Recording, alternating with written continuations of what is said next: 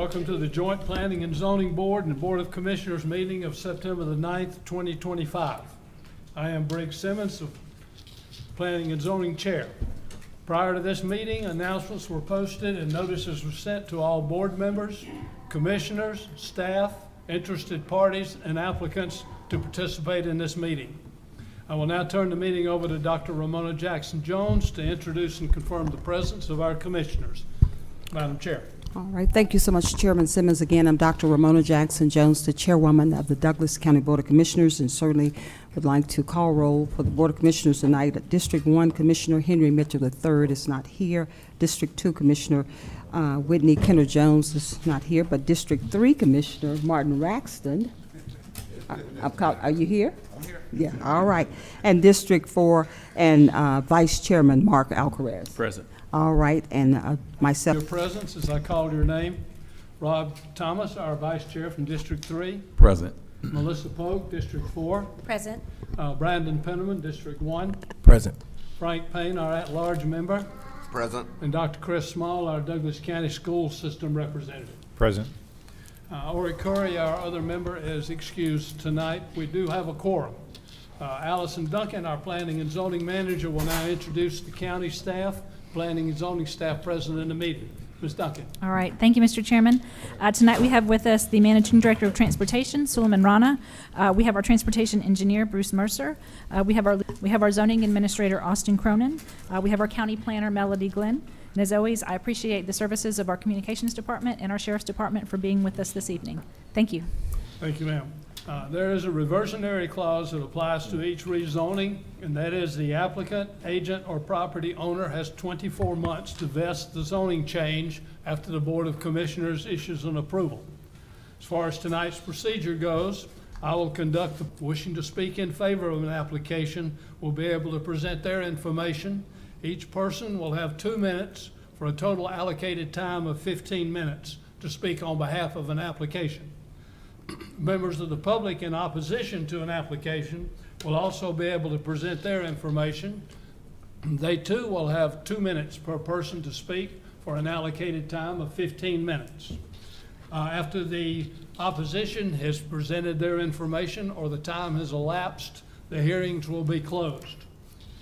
At this point, the staff will clarify any points that the Planning and Zoning Board needs clarified. If they're unable to do so, then the applicant, agent, or property owner will be asked to clarify, and this is not a time for them to represent their application. Planning and Zoning Board, following that, will entertain a motion. Our first agenda item tonight is the approval of the August 5th, 2025 regular Planning and Zoning and Board of Commissioners meeting minutes. After reviewing the minutes, Planning and Zoning Board, are there any questions, changes, or comments?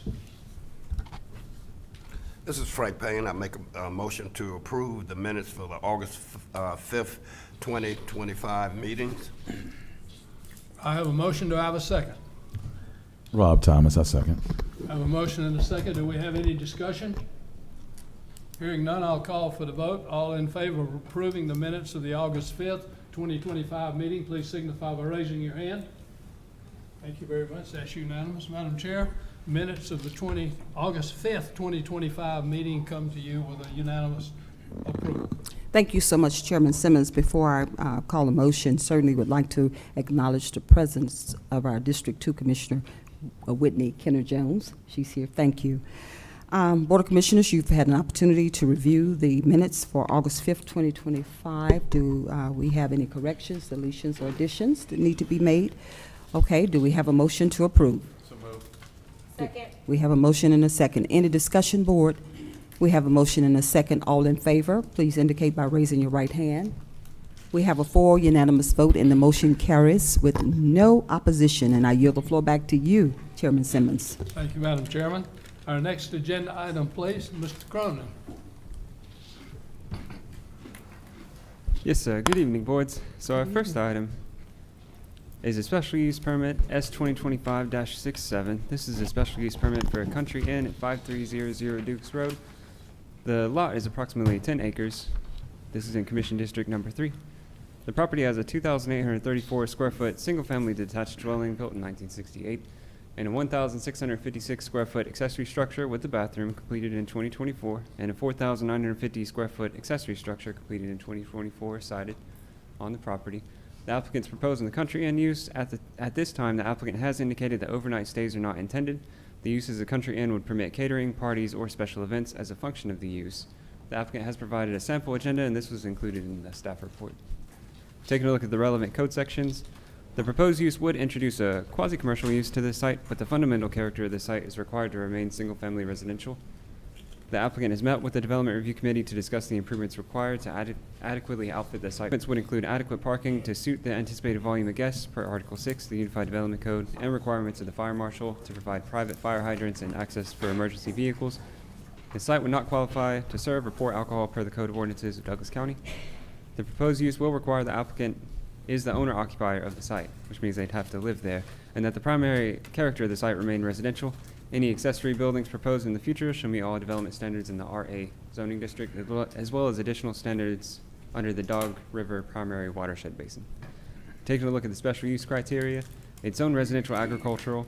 It's been developed with a single-family detached dwelling with accessory structures.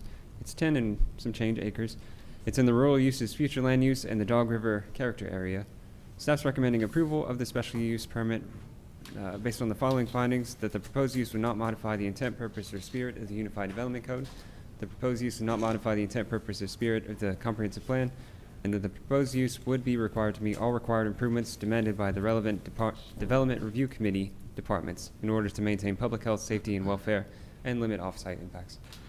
So the conditions being that number one, the special use permit is approved for daytime activities only until such a time as all applicable building and life safety code standards are met. Overnight stays shall not be allowed, and all activities shall occur between the hours of 9 a.m. to 10 p.m. until a revised certificate of occupancy is issued for overnight stays. 2, the special use permit must be renewed in 1 year from the date of this approval, September 9, 2026.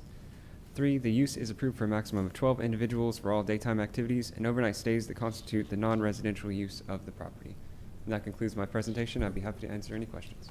Thank you very much, Mr. Cronin. At this point in time, I'll open the public hearing on this matter. Anyone, including the applicant's agent, or property owner that'd like to speak in favor of this, please approach the podium. You have 2 minutes. If you would state your name and address for the record, and then 2 minutes. Good evening. My name is Crystal Calhoun Epps. I am the co-owner of the property located at 5300 Dukes Road.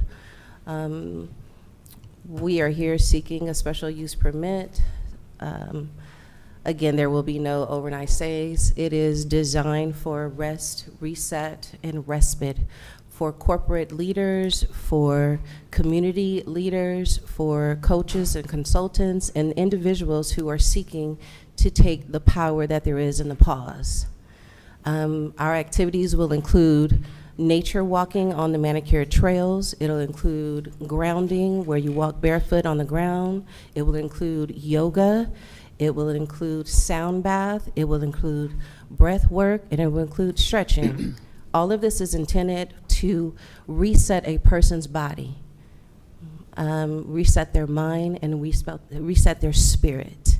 After meeting with the fire marshal, after the community meeting, he came over and he shared their concerns, and then we pivoted from the overnight stay of a traditional country inn to only daytime retreats. Thank you. Okay. Before you go, Yes, sir. you heard the conditions that were read into the record. Yes. Are you in agreement with those conditions should this be approved? I am in agreement. Okay, thank you very much. Thank you. Have a seat. We may have some more questions. Yes, sir. Next person, please. Name and address for the record, and then 2 minutes. Nadine Hicks, If you 301. pull the microphone down, there we go. Nadine Hicks, 301 Nicholas Drive. I'm just going to read what I wrote. The world needs more places that focus on peace and balancing the nervous system. Kevin and Crystal were touched when the previous owner's wife visited the house and shed tears of gratitude knowing that her former place is in loving hands. She awed at the transformations. Kevin told her that she is welcome to stay anytime she visits Douglasville.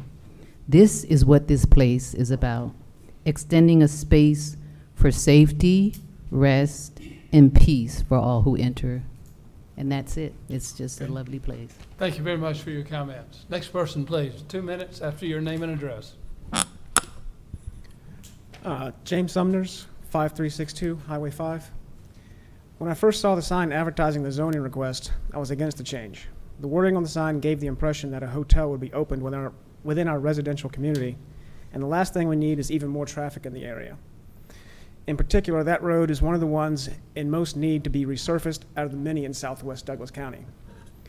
Adding more traffic to it would deteriorate it even further, and it's already dilapidated and buckling. Luckily, it is passable on my bicycle, which is why I do not use Downs Road any longer and use Dukes instead. To be clear, this commission needs to focus on improving our deplorably maintained infrastructure. Regarding this zoning request specifically, given the stated purpose, I am in favor. You'll likely hear a lot of opposition tonight from people who will act like they've never had a party at their own houses. But a small wellness and yoga retreat is a fine use for this facility. I would definitely be opposed to it growing into a large destination, but mine is desired by the applicants. Thank you. Thank you very much for your comments. I say we have a number of people lined up. We have 2 minutes per person with an allocated time of 15 minutes. So just, I'd ask you to be aware of the folks behind you. Name and address, please. Karen Swagger Campbell. I live at 3130 Rich Hill Parkway, Douglasville, Georgia, 30135. And I've had 2 private tours of the Peace on the Pond, and I think this would be a great asset to our community, just to have something like this accessible to us, a private retreat where we can go and relax. This is not like a party type place. I visited there twice, once by myself and once with my daughters and my sister, and you could feel the peace when you enter the house. There's scriptures, there's books, there's places where you can get a massage, places where you can lay down and relax. And once again, everything that she said and everything that the second woman said, would be a great asset to our community. Some of the women in the Women of Douglasville group have visited there, and they are awed by it, and they are excited that this will be accessible to us in such a close capacity. I got there from my home within 17 minutes, just to know that this place will be accessible to me, my friends, and my family. That would be wonderful, and that's all I came to say. Thank you for your comments. Next person, please. Name and address in 2 minutes. Amelia Roberts Lewis, 3001 Nicholas Drive, Villa Rica, Georgia. Psalm 46:10 says, "Be still and know that I am God." Peace on the Pond is the place to be still, meditate, pray, walk through the labyrinth, and enjoy our Lord. If you're looking for a place to fast and pray, Peace on the Pond is the place to stay. Thank you very much. Next person, please. Name Yes. and address. Hello, everyone. My name is Michelle Williams. I own the property at 12349 Veterans Memorial Highway, and I visited Peace on the Pond, and it is truly a place of peace. So as a global business owner, I coach women in particular across the globe, and I announced this to my tribe as far as a place where entrepreneurs, moms that need to reset, regroup, and just collaborate. I think it's a wonderful place. When I personally visited, I was touched in a way I was never touched before. It actually gave me peace as a domestic abuse survivor. It gave me a piece of healing when I walked through the space, touched the ground, participated in grounding. It allowed me to regain my peace. It allowed me to regain my strength. So I'm highly in favor of it, and hope you guys will come visit. Thank you very much. Next person, please. Name and address. Loris Trim, 84 Craig Meadows Lane, Douglasville, Georgia, 30134. I've been there since day one, and it is absolutely beautiful, peaceful. I'm a 71-year-old woman with medical conditions. When I pull up at the pond, I get a peace over me. I walk in, all the rooms, all around the property, and it's just peace and joy to me. And I'm so glad that it's here in Douglasville, and I hope it continues to stay. Thank you very much. Next person, please. Hello there, Nicole Larkins, 3930 Peachtree Road, Northeast. I am here in support I actually hosted a retreat near this area at an Airbnb, and when I found out about this place, I thought it would be excellent to continue to host day retreats for women like myself who are seeking resilience and peace. Please, please, please support this so many other people like myself can enjoy it. Thank you. Thank you. Elizabeth Hendricks, 7735 Mountain Creek Way, Douglasville, Georgia. When I went to this place, I just felt serene. It was peaceful. As you walk on it, you can just feel the difference. Just sitting in the swings, everything is beautiful, sitting around a pond. It is a great asset to all of us to be able to just go somewhere and relax your mind, your soul, and your spirit, and just breathe for a moment with all this chaos and everything going on. That's what it's about. It's just walking there and just saying, and you just enjoy it. And that's what Peace on the Pond is. Peace on the Pond. Thank you. Thank you very much for your comments. Yes, sir. Yes, sir. Name and address. Yes, Torian Sellers, 2841 Farmstead Court. I myself actually experienced Peace on the Pond. I'm a business owner. Very stressful days that I experienced. Pull it up. Okay, I'm sorry. Yes. Okay, can you guys hear me now? Okay. So I live a very stressful business that I deal with, and I've been there probably about 4 times, and those 4 times visiting there, it was, as they had mentioned before me, the sound bath, dealing with the breathing and walking on the land and the property. It definitely rejuvenated me personally. I like to also say this is a microcosm of the city of Douglasville that is coming into the city. And that means basically that there's growth. You know, if you go back to the 19th centuries, you talk about the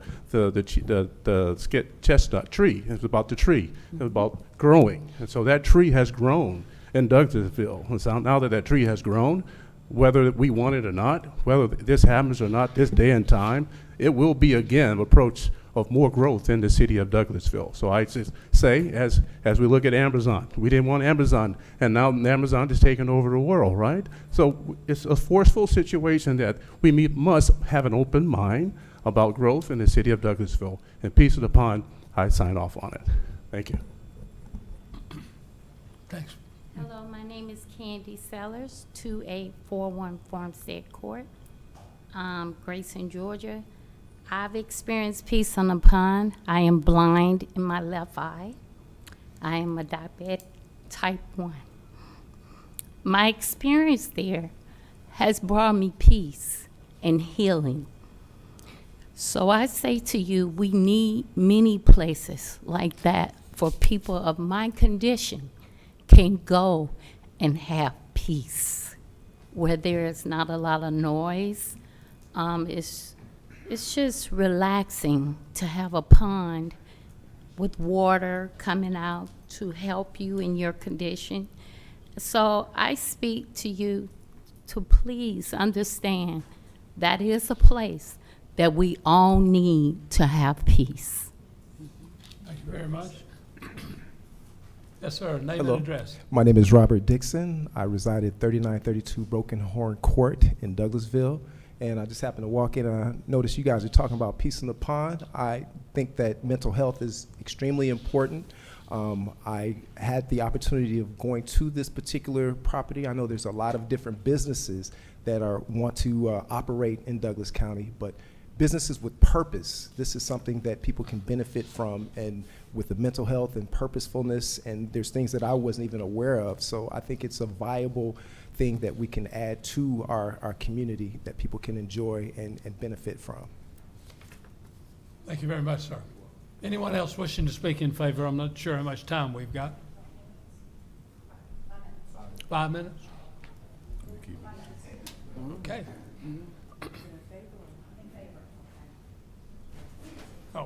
Hello, everyone. This is I am Robert Williams. I'm 12349 Veterans Memorial Drive, business here in Douglasville.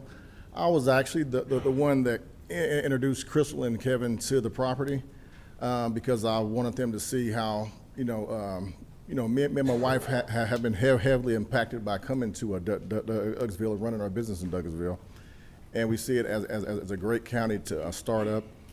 Great relationships, great people. So I do believe that this business would do a lot of great things for Douglasville, and I just pray that everybody keeps an open mind.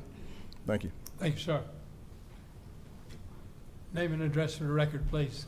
Hi, I'm Angelique Kinzer, address 4701 Timber Ridge Drive, Douglasville, Georgia. So I've been a resident here in Douglasville for going on 8 years, and I have never experienced anything like Peace on the Pond until I found that. I am a stretch practitioner and massage therapist at Peace on the Pond, and it has been, to say the least, a very home-like feeling to be in a space like that with other people who look like me and, you know, are in a position where we may be doing okay financially and all these other things, but again, back to the mental health and that space that a lot of us are not taking that time to dwell in. I will also say that from the moment that I experienced Peace on the Pond, which was during the grand opening, it was just very organized. Everything was very, you know, calm. I didn't feel like anything was chaotic, and that spoke a lot to the space in itself, to have a group of people and nobody's feeling kind of all over the place. And so I think that this will be a very important asset to bring to Douglasville and something we all could enjoy and experience. Thank you. Thank you very much. Next person, please. Hello, Kiera Weldon, 1424 Bolton Road, Atlanta, Georgia, 30331. And I am actually, I used the space as well as I had a family event there as well, and we did a family healing event. And as a survivor of domestic violence and also family rape, I was able to heal, just give my experience for the very first time ever in life. So it's definitely something that changes lives, and I think that should be taken into consideration. Thank you very much. Next person, please. Good evening. My name is Whitney Miner, 3269 Lancer Drive, Powder Springs, Georgia. I am a certified nutritionist as well as a plant-based chef and a certified yoga instructor. And so I've worked with many venues across Cobb, Fulton, Douglas County as well. So I just want to share my experience working with Peace on the Pond. It's highly structured, highly organized. Everything is top of the line and done in a way that is very professional. And so it's just such an asset to the community to be able to have a space as a small business owner to go and work with my clients. And so I think it's a huge asset to the community here in Douglas County, and definitely support of the business. Thank you. Okay, thank you very much. Anyone else wishing to speak in favor? Seeing no one moving, I'll close the public hearing in favor and open the public hearing in opposition. Anyone wishing to speak in opposition? You have 15 minutes allocated, 2 minutes per person. If you would state your name and address for the record, Sure. in 2 minutes, sir. Hi, my name is Mark Tamplin. My wife Debbie and I live at 5217 Dukes Road. In addition, we own the property next door, 5261 Dukes Road, which is directly across the street from the north side of the proposed Country Inn. I'm retired, but I also currently produce the website douglascountyvoting.com, a community resource that profiles candidates for local office. On August the 7th, we submitted a letter to the Planning and Zoning Board stating our concerns about topics I think that were probably addressed at the question and answer session that we weren't able to attend, but about increased traffic and noise, strain on infrastructure, the negative precedent that the proposed Country Inn sets for our neighborhood, and the anticipated negative impact on home resale value. Regarding this latter point, picture us trying to sell our property and answering questions of prospective buyers about the house across the street. Will they make us a good offer when we tell them that the property is zoned as a country inn or permitted to be a country inn? I seriously doubt that. Tonight you are deliberating a request by a single property owner that will change the characteristics of our entire neighborhood. If you grant permission, then why won't this precipitate similar applications by other homeowners? For the same reason the owners of the property did not allegedly seek planning and zoning approval before initial use of their property as a country inn, why would we expect them to be transparent in the future when it will be more difficult for us to challenge this action? By approving this application, you will precipitate negative relationships among neighbors, in contrast to the friendly atmosphere that we currently enjoy. Thank you. Thank you, sir. Next person, please. State your name and address in 2 minutes. My name is Todd Merritt. I live at 5469 Dukes Road, Douglasville, Georgia. First of all, I was going to say I actually live on Dukes Road, unlike every person that spoke besides one. I reside on that street. To me, it sounds like they're already in business, according to all the people that spoke that have been there and enjoyed it and been there multiple times. And I know they've already had an open house and things of that nature. But this is our home. This is where we live. We're not trying to have a business in our area. We have grandchildren. We have children that play in up and down the street. This is kind of a rural area. This is not set up for people in and out all day. And they've already basically tried to open the business. They told us they were business owners. They were real estate agents in multiple states, but yet they didn't understand that you got to get a business license, things like that, to operate it, to actually go into business and to get zoned properly. And I think if this were to pass, you're just opening the door for more and more. It's just going to keep escalating as it already has. And furthermore, I was curious. One lady spoke, this is a business for people that look like her. And on one of the reviews, it said black owned. What does that matter? What relevance is that? I don't understand. So does that mean that people that look like me are not welcome to the business, or just curious? So I don't understand what the importance of that. If this is for people of color business or everybody, or I don't know why it was mentioned twice. I'm just curious to that. But like I said, this is where we live. This is our homes. All these people reside on Dukes Road. We're not in Powder Springs or Veterans Memorial Highway or 17 minutes away. This is in our front yard. This is in our right beside us, next door neighbors. This is where we live. We want to have a nice, safe community. We don't want these people. They said 8 to 10 people a day coming in, strangers, multiple strangers. We don't even lock our door. I don't have a key to my front door. I'd like to keep it that way. I don't want all these people coming in and change everything where I live. If they would like to be our neighbors, we said before, we welcome and love to have them. We don't want a business run on our street. That's not what we're about. This is our homes. This is where we live and where our children live, and we'd like to keep it that way and keep it safe. Thank you. Thank you, sir. Next person, please. Hi, my name's Karen Wolf. I live at 5475 Dukes Road. So there was a couple of things that was mentioned at the zoning meeting that we had. Of course, they had a grand opening, I believe it was June the 21st. I don't have my good notes with me. They had about 125 guests. We went by there that morning on my way to my mother-in-law's, and we saw 2 tents out there. I didn't see any porta potties. I didn't see any kind of like a porta john or anything like that. So, and they didn't get a permit. So, they also, we were told at the meeting that there would be no alcohol dispensing license given. However, on their website, they clearly show alcohol. I saw wine glasses on the website. My point is they didn't get the permit before their grand opening. They didn't get a special use permit. They don't have alcohol serving license. So what is to say they're not going to do whatever they choose to do? They've already had events without permits. We don't know that they're not going to have parties every weekend. They've clearly ignored the laws. So, I'm not trying to have any bad blood with them. I want them to be our neighbor as a residential neighborhood, but we're just not, we don't need a party event center down Dukes Road. It's residential, it's curvy, we walk on that road.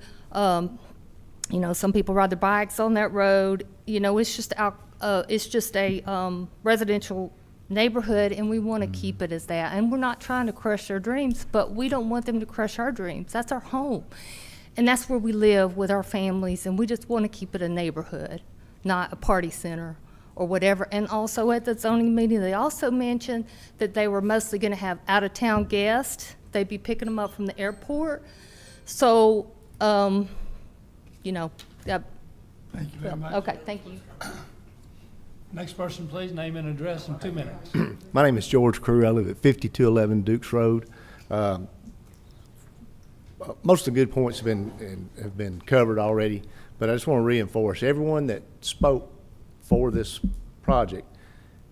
It's not going to be in their backyard. It's not going to be on their street. It's not going to be in their neighborhood. That's ours. We're a residential area. It's been like that. We've all lived there for years and years and years, and for, basically some out-of-towners coming here, that's fine, but you don't come in from out of town and open a business, it's gonna affect my property values, how I live my life, and who knows what else. But anyway, I urge the commission to disapprove this. Thank you. Thank you very much for your comment, sir. Next person, please, name and address. Hi, sorry, I'm the petite one. My name is Sharon Wagner. I live at 5346 Dukes Road, Douglasville 30135. I am the direct neighbor to this property, and their lake that's on their property actually drains into a creek that runs across my property. And I know a lot of the people have talked about the holistic healing they're hoping to get from this property, but at the same time, that creek goes through my property. I have very rare trees on that property that we had to keep an eye on when they were doing their construction. There was a feed off. It was supposed to be corrected. I understand that they came out and looked at it, but at the same time, their pond feeds into my creek, which feeds and goes into another creek, which goes to Dog River. That's that whole Dog River watershed. So my property is directly affected by anything happening on their property. The other thing, like all my other neighbors have stated, I am the 5th house on the block. They're the 6th house on the block. We already have enough of a cut through when people try to go from Highway 5 to Banks Mill Road. To have more traffic going down that road is scary. Not only do we have people that walk and run on the street and kids that several houses down have young children. I have a dog. My dog, we have 4 acres of property. My dog sometimes will wander out by the street. I'm scared for my dog's health. With somebody driving down my street like that, if they don't know, they're not aware, there's the curves and not everyone likes to observe the speed limit coming around there. That's scary for me. I met Mr. Epps when he first moved in. He helped me get an Amazon truck out of my yard. I was very helpful for his help. I was glad to have a neighbor move in with Mr. WW's property. I'm just not very comfortable about having an inn next door. And, I'm a business person myself. I have a small business, but I do my services elsewhere, not on my property. I don't hold shows and craft shows on my property. I do it elsewhere at other people's property. Thank you. Thank you very much. Next person, name and address, please. Hi, my name is Denise Harris, and I live on 5477 Dukes Road. So I am a resident there for now 19 years. I bought there because I wanted something peaceful, quiet, and I understand where she's coming from, what she's bringing to the table, but then at the same time, I don't feel that it's a location for that. It's not like a Foxhall that has so much land that is peaceful and everything like that. No, we live there. I've been living there for 19 years, and we will love everyone in the neighborhood, but at the same token, we just don't want the business. And I do have signatures from all of my neighbors that live on Dukes Road, and we all just feel the same. We told them at the last meeting, we would love to have you as a family living in the residence, but not a business. It's the safety that I'm looking for my grandchildren that I raised on that block, my sons that lived on that block. And it's not that I'm saying that outcomers are coming or other people are coming from somewhere else. No, it's just different people that's in our neighborhood that we're not used to seeing, like our neighbors. And we don't know who's coming. And I'm sure that if it was your neighborhood, you wouldn't want it as well. But thank you. Thank you for your comments. Yes, sir. My name's Jim Backus. I live at 5474 Dukes Road, Douglasville, Georgia, 30135. None of these people that lined up here, other than the first person, has 1 penny invested on Dukes Road. We have hundreds of thousands of dollars invested in our houses and property. We love it. We moved out there because it was rural. We have enough speeders up and down that half-mile curvy road as it is. We don't need no more. We're right on Dog River. The thing says no overnight stays intended. Well, they said no alcohol. They've already broke that rule. So I'm sure the overnight stays are coming. We don't need this. We bought those places for our country, for our kids, our grandkids. I got a daughter-in-law, a son that was a teacher of the year at Alexander High School. We've invested 30 years in Douglasville, and that's our home. It's not in those people's backyard. It's in our yard, and we want to keep it that way. It's our homes. Thank you. Thank you, sir. Appreciate your comments.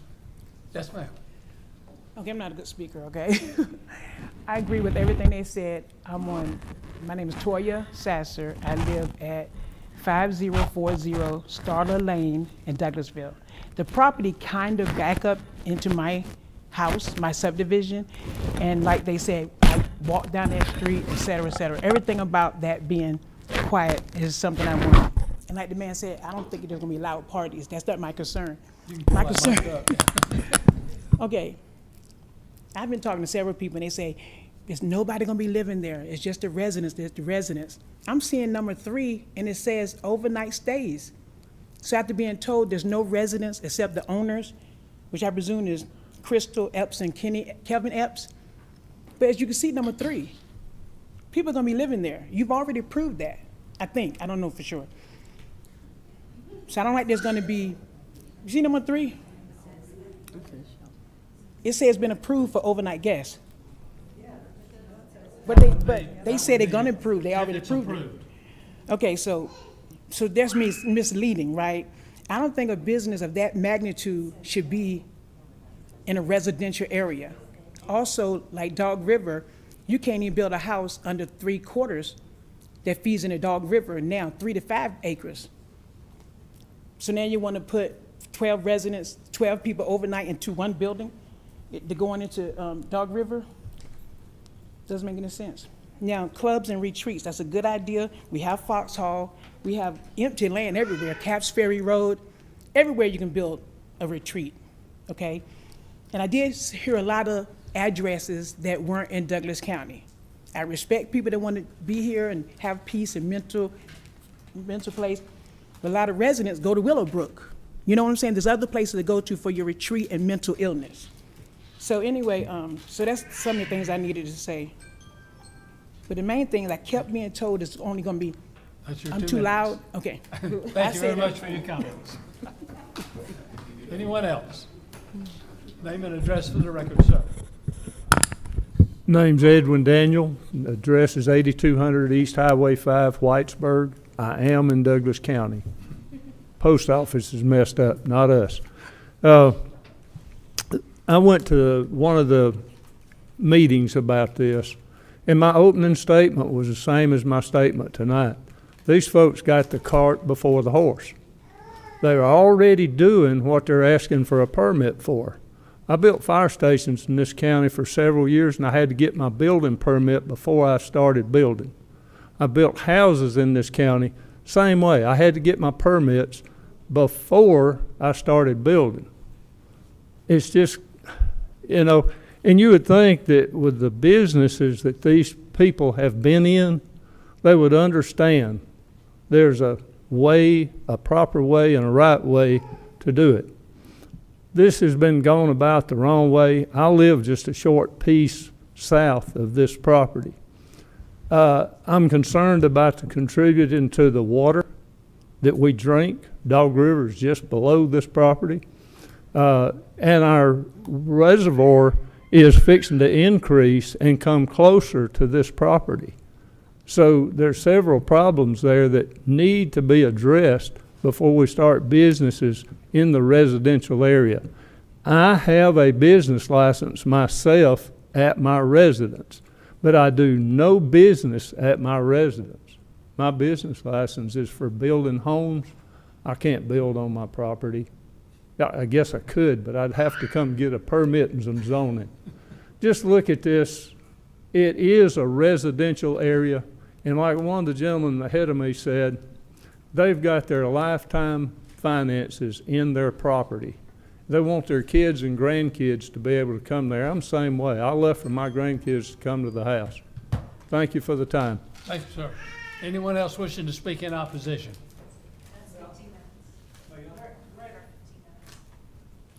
I'm sorry? Oh, we're over 15 minutes. I'm sorry, we got to close. Oh, we have a 15-minute time limit. So at this point in time, I'll close all the public hearing on this matter. Planning and Zoning Board, you've heard the discussion. Do you have any questions of the applicant or of staff? Rob Thomas, I'd like to start with staff, please. On this. Yes, sir. Just want to make it clear, this was brought to us because of code enforcement or because of applicant? So we initially application? received a business location profile, which is the first step to receiving the occupational tax certification. And that's when we notified the applicant via letter that they needed the special use permit for the use. Okay, so it wasn't a code enforcement violation? No, sir. Okay, so they came to do something else prior to getting a license? What did you say that they initially applied for? So they applied for the use, and we notified them that they Okay, needed so a they applied special for the use. So they were moving forward to get the license and get the usage. Okay, Yes, it sir. wasn't a violation that brought us here. No, sir, not a Okay. violation that brought us Okay, here. well, that's good to know. I just wasn't clear what I've been hearing. Okay, so basically this is a quasi event space, commercial event space in a residential zoning. Yes, sir. The primary character would have to be residential, but it's permitted as an accessory use, as like a home-based business. Okay, so that's why we're here, because it is doable, just need a special use permit to do it. Okay. Yes, sir. All right, that's great, thank you. That's the Yes, only question I have for you. Any other questions, planning and zoning? Yes, this is Melissa Polk. I have a question for the applicant, please.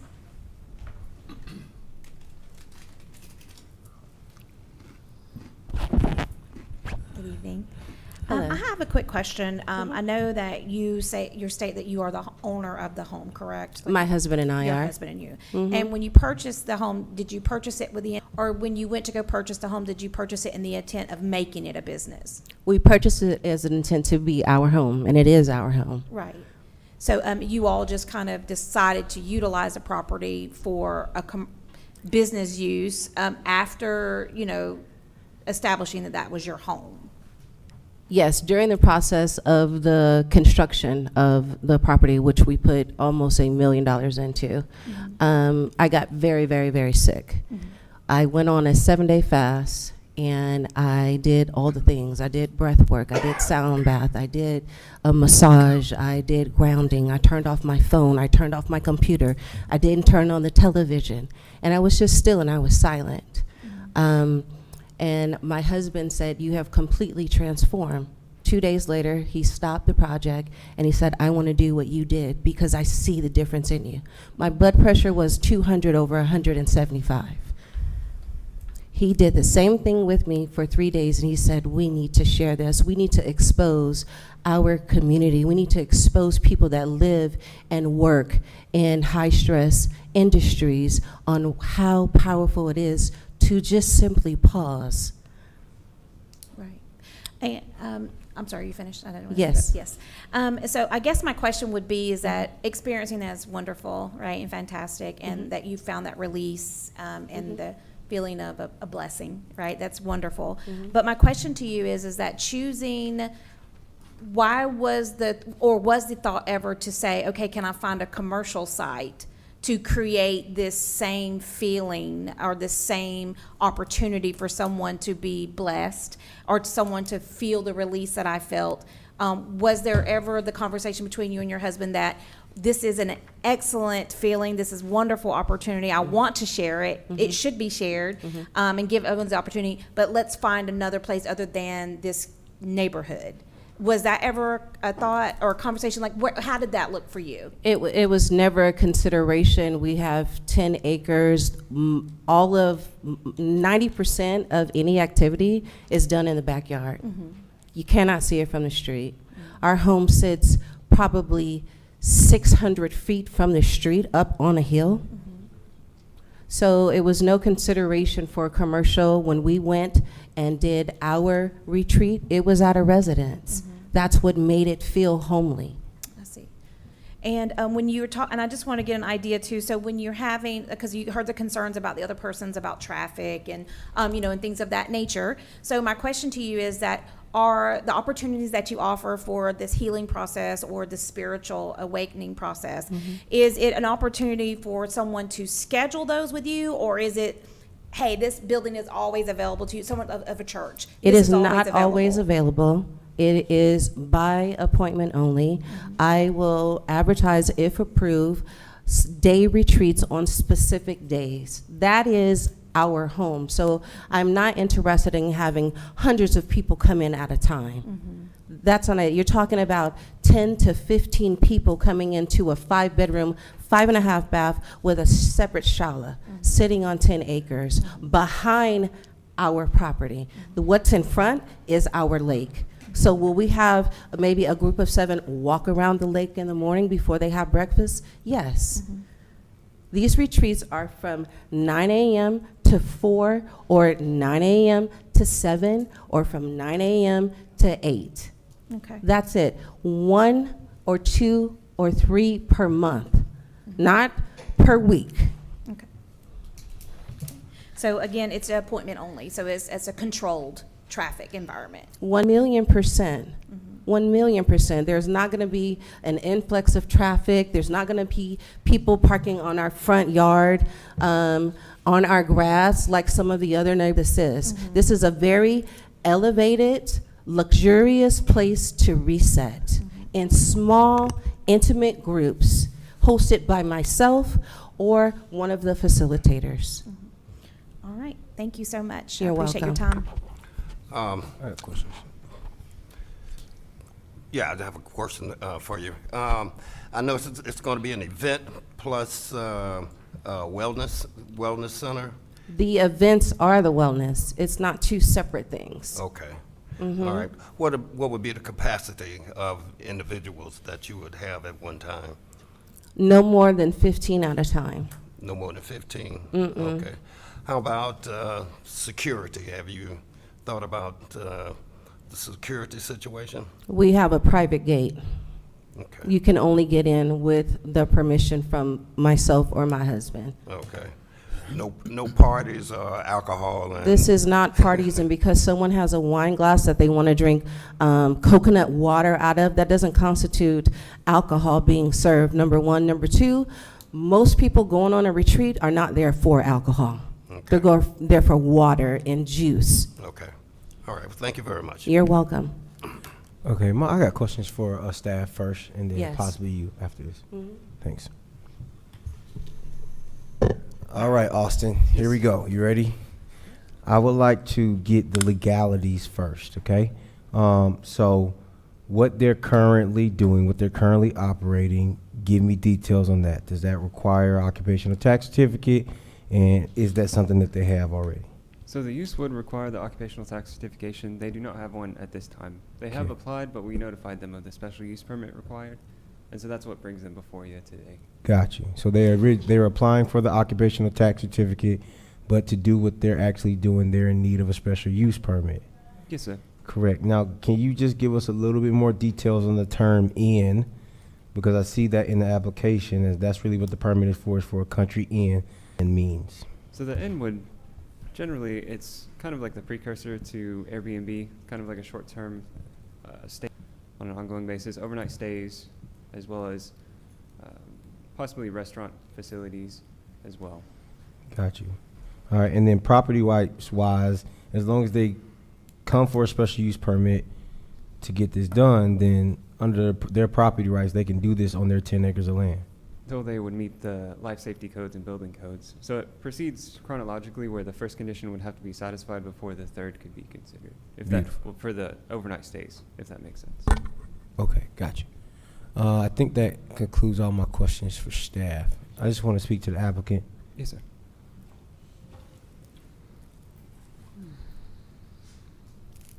How long have you guys been staying at this property? You and We your husband? purchased it on June 1st, 2022. We started construction August 5th, 2022. Okay, can you just give me a little bit of like rundown on what your process was, how you started like operating the business, when you knew that you needed the occupational tax certificate, that timeline. Right, so we definitely haven't started operating a business. Most of the people here, I was married in Georgia, I lived in Georgia. My husband started living in Georgia from Virginia when he was 21. He's nearly 50 years old. We moved back to California, which is where I'm from, in 2012. We purchased a house in 2022. My friends and my family can come over our house at any given time. There's never been a complaint about loud music. There's never been a complaint about parking. There's never been a complaint about anything. Our grand opening was a grand opening. We had a shuttle bus that brought people in 25 at a time. The shuttle bus ran every 30 minutes. So we had 25 people coming through at a time. They got shoulder massages, they got hand massages, they had a bite to eat, which was just some appetizers. So we're not running a business. When Mr. Sellers or Miss Sellers said that they have come there, they have come there because those are my spiritual brothers and sisters for almost 30 years.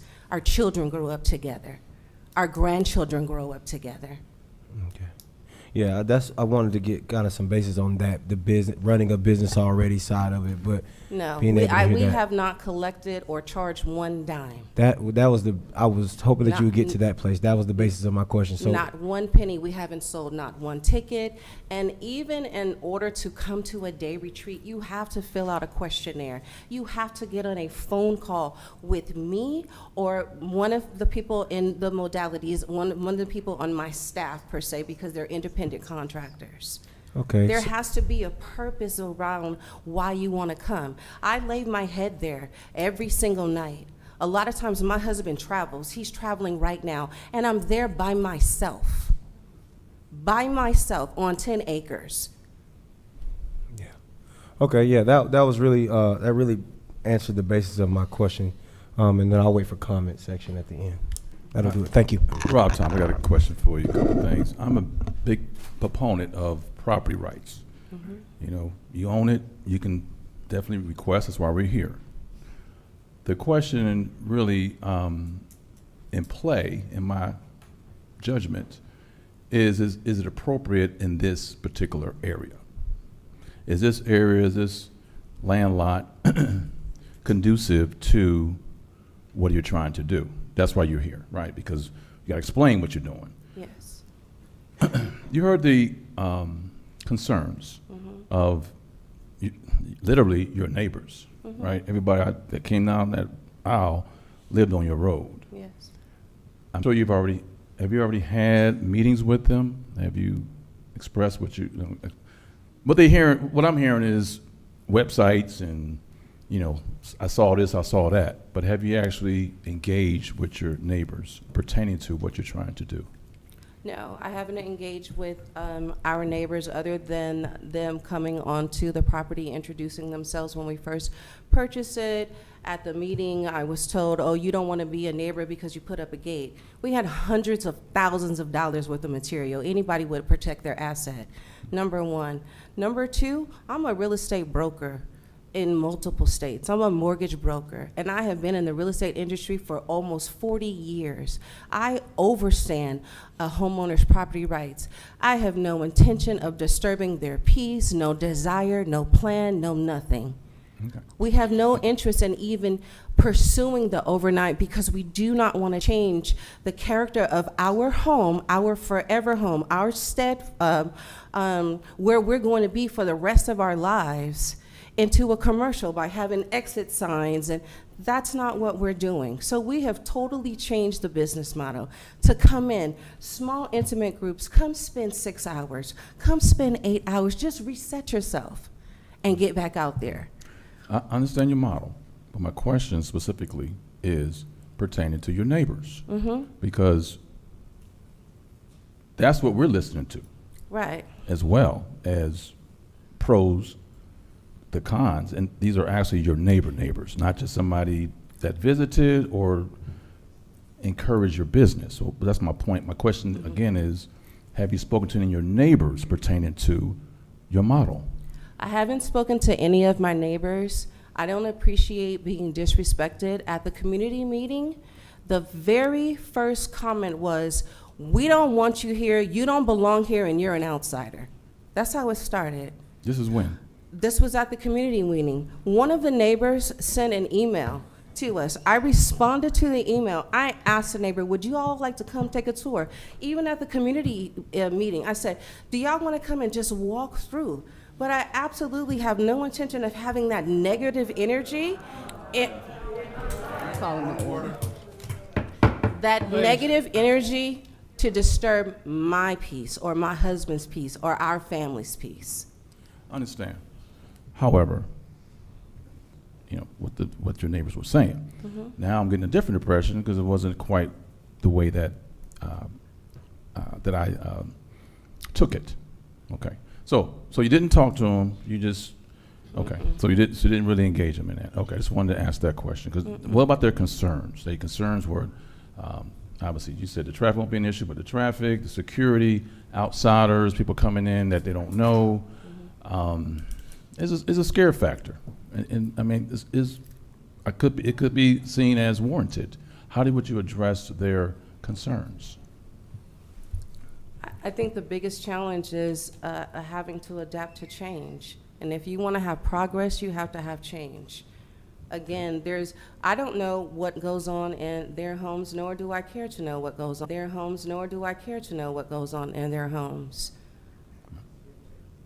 Okay.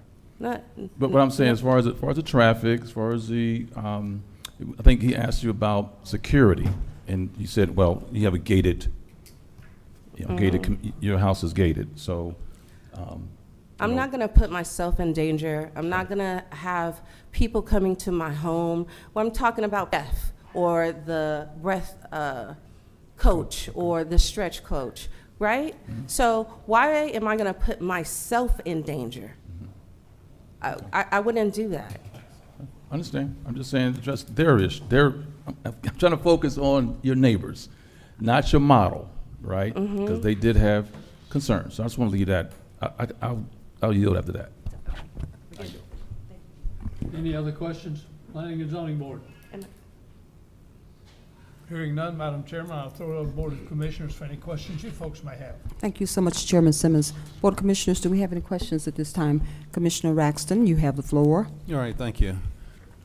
This is for staff.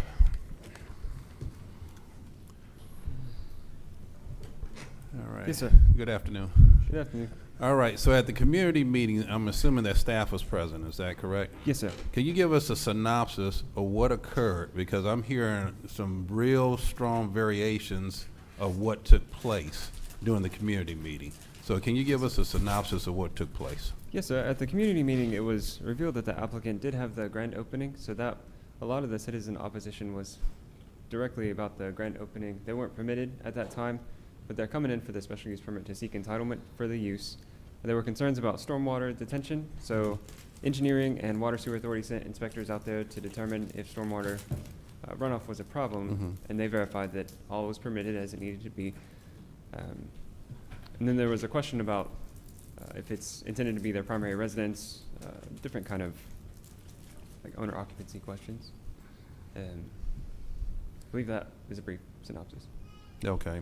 So just for clarification, I know it says no overnight stay, non-residential, but the residents certainly will be staying there overnight. So I just want to make sure we're crystal clear on that. Yes, sir. Yep. So the non-residential, the overnight stays would be limited to non-residential, so they could have family over to stay overnight because that wouldn't be related to the function of the business. Okay.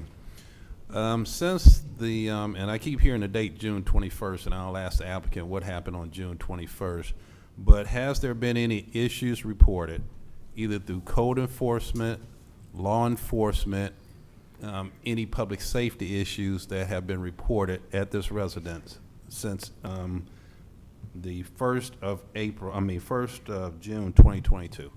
Yes, sir. So code enforcement provided their impact statements, and they indicated no outstanding violations and no violations that they had in their records. We didn't receive impact statements from E911, so I'm unable to verify that.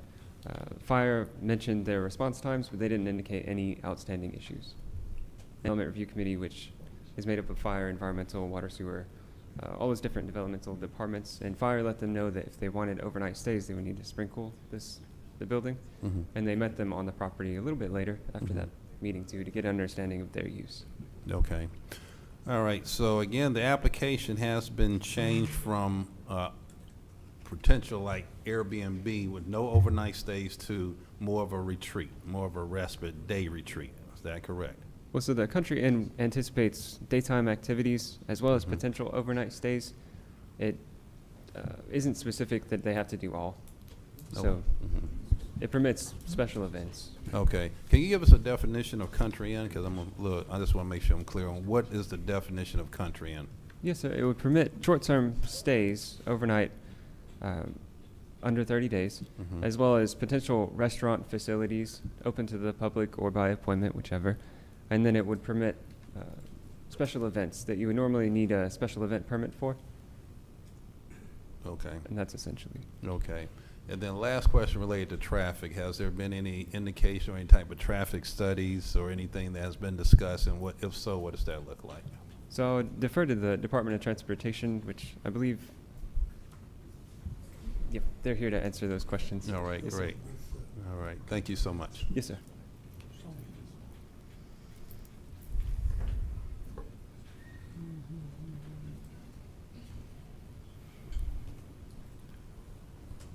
All right, good evening. Good evening. All right, love to get any feedback or any insights for potential increase in volume in traffic. Well, the conditions state, and I think we've heard today, there may be up to 12 or possibly 15 visitors that would come for relaxation and the model. That's not going to generate enough traffic that you would ever note. Even if they were to have a situation where buses were brought in and there's a little bit larger number, we're talking about a bus that's going to bring multiple people. So I don't think on a given day you'll see an increase of traffic that would be notable from one day to the other. I mean, traffic is not the same every single day. Constantly fluctuates. Okay. I don't think it'll be enough that's warranted. Okay. All right. Thank you for that. Yes, sir. Thank you. All right, to the applicant. All right. Good afternoon. Good afternoon, Commissioner. How are you doing? I'm doing well, and yourself? I'm good. So we've heard the date June 21st. What's the synopsis, or what was the event, what's the occasion on June 21st? Yes, so we got our certificate of occupancy the prior year. My husband is also an author. He finished his book. So the grand opening was a celebratory thing. There was no cost incurred. There were no tickets sold. You still had to go through the interview process. We looked at websites. We looked at social media before you could even get the address to the property. I was not aware that we needed to have a special use permit because there was no traffic.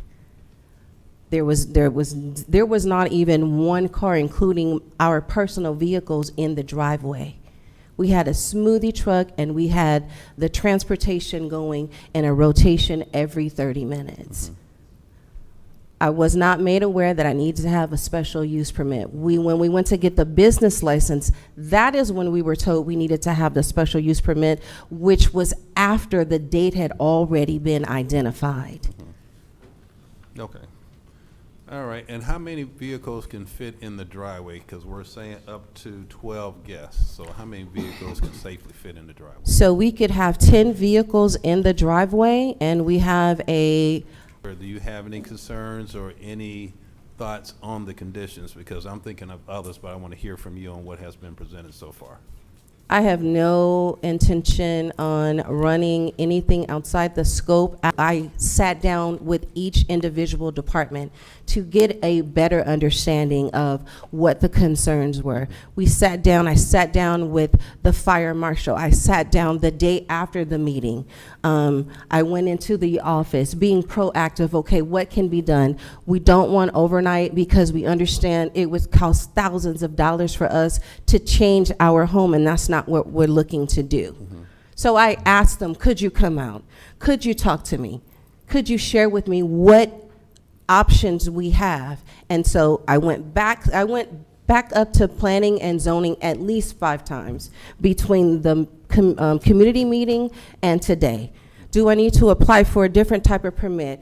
Is the N word a trigger for some of my neighbors? Is that going to cause more concern? But you can't possibly tell me that having 10 to 12, 10 to 15 people on 10 acres is going to create a problem for anyone. There's no loud music. It's there to enjoy the silence and the peace. That is what it's created for. We are choosing to share our home because of what we found.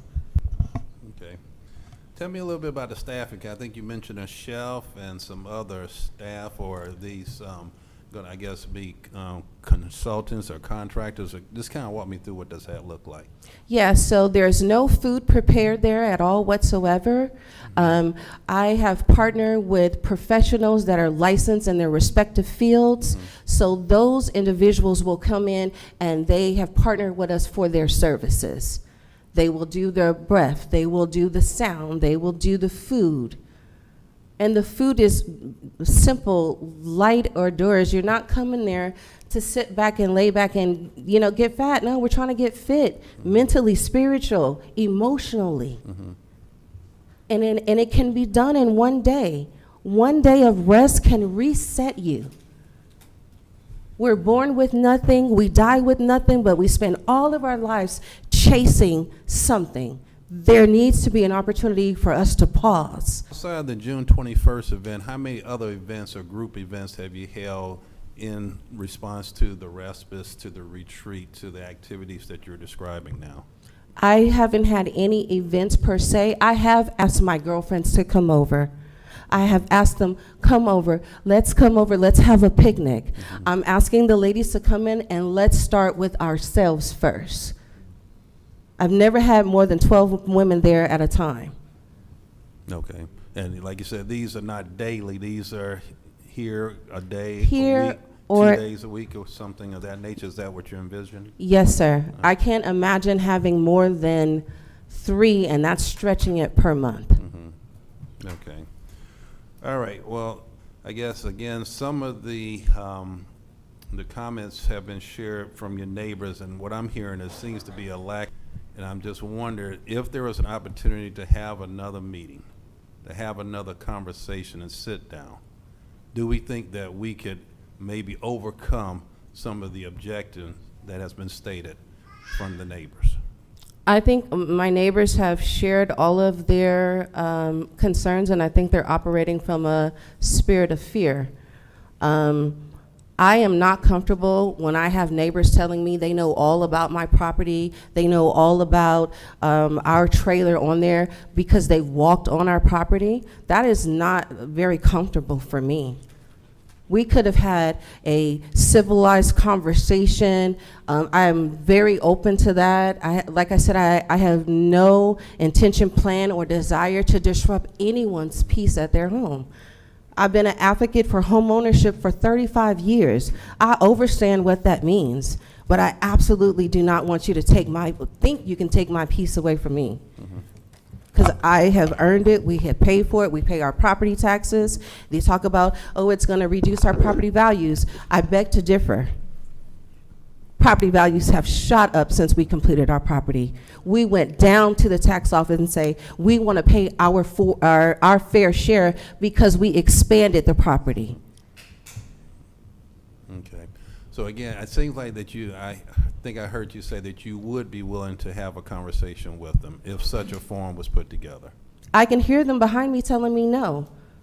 No, I'm asking you, would you be willing? I'm just asking the question. But I think, again, what I'm hearing is just the communication and understanding. With all due respect, it doesn't matter what I say. They've already made up their mind, sir. I've not done anything to hinder anyone on their property. They are the ones, oh, you put a gate up, so I caught my first fish there. I can't go fishing anymore. Cody down the street can go fishing anytime he wants to. No one's come to have a conversation with me at all whatsoever.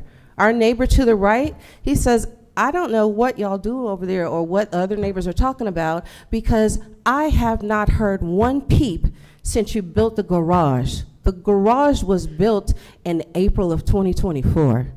That's how quiet it is. And we have every intention on keeping it that quiet. Okay. All right, thank you. You're welcome. Madam Chair, I yield the floor back to you. Okay, thank you so much, Commissioner Braxton. Okay, Commissioner Kenner Jones, you have the floor. My question's for staff. Yes, ma'am. I'm sorry in advance because I know I've asked you this question 500 times, but when we approve a special use permit, when the property is sold to a new owner, the special use permit goes away. It's not a continuous thing that goes with the property. For home-based businesses, they would expire with the ownership. The second thing that I've heard you all mention is that having it designated as a country inn does permit a usage for a commercial, like a restaurant, to be on the property. It could permit restaurant facilities, yes, ma'am. So with that, I do have a question for the applicant.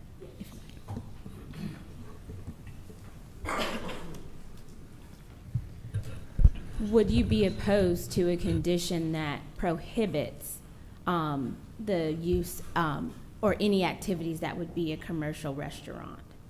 Absolutely not. I have no intention on having a restaurant. And I would like to say, I think there's a lot of emotions here. I pray that we can be neighborly. I pray that we can respect one another. I don't have a problem sitting down, but I will not be talked to in any kind of disrespectful manner, because I don't do that. Understood. And you mentioned, this question actually is more for staff. I know the applicant is saying that they are abandoning the use as overnight, and if they were to come back, they would have to comply with all of the fire marshal regulations, which I presume would include the illuminated exit signs and sprinkler systems, things of that nature. Then that makes it so that they cannot have any more than 12 people overnight at all, period, unless they are the owners of the property. Yes, ma'am. It doesn't prohibit the residential use, so if they have family over, but the commercial or the non-residential use would be limited by that condition. And can we just see the map one more time, please? Yes, ma'am.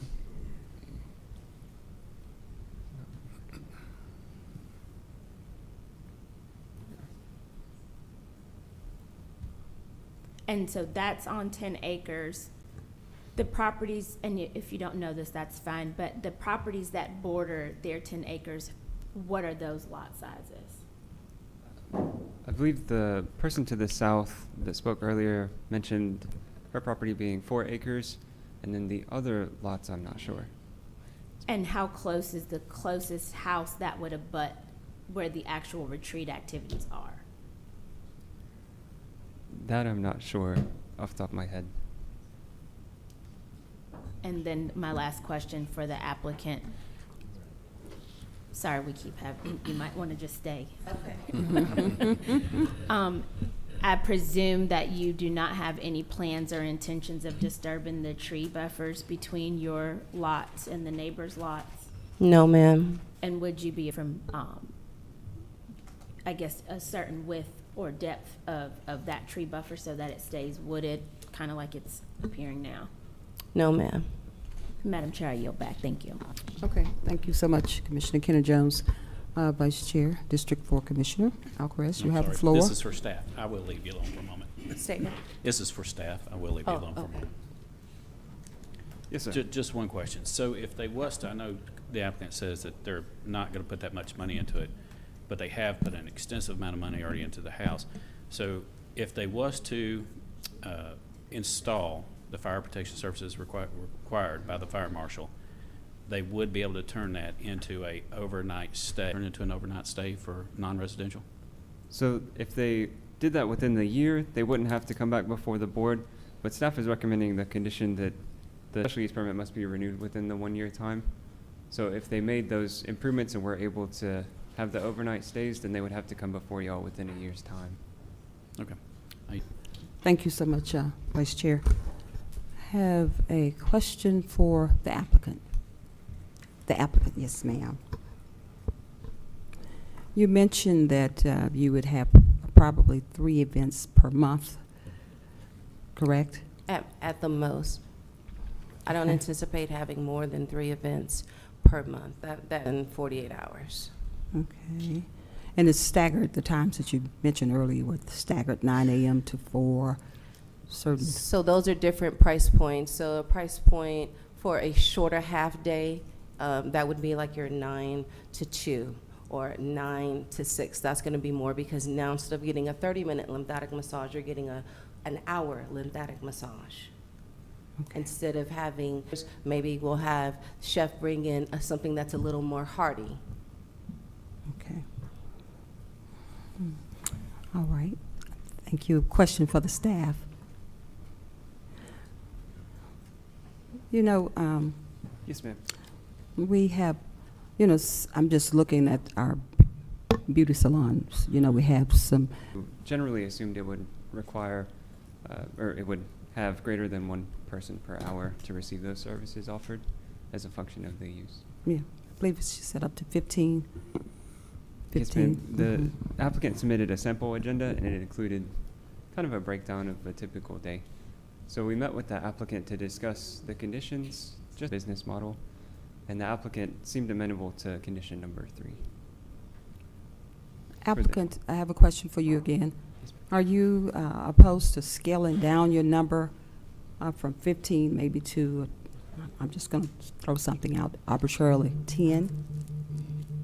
You know, would that cause a problem? I'm just trying to shrink it in my mind, but certainly I'm just asking a question. No problem. Yes. So for you all to get a complete visual of what a day would look like, right? Mhm. So we would split the individuals up into small groups, 7 or 8. One group would be journaling at one time while most of the activities are done behind our home. Yeah, behind. Okay. Okay. Thank you. Thank you. Okay. All right, I yield the floor back to you, Chairman Simmons. Madam Chairman, Planning and Zoning Board, you've heard the discussion. Do I have a motion on S 2025-67? It's Rob Kitchen for a special use permit for Country Inn located at 5300 Duke Street. Mr. Brandon Penniman, I second. I have a motion and a second. Do we have any discussion?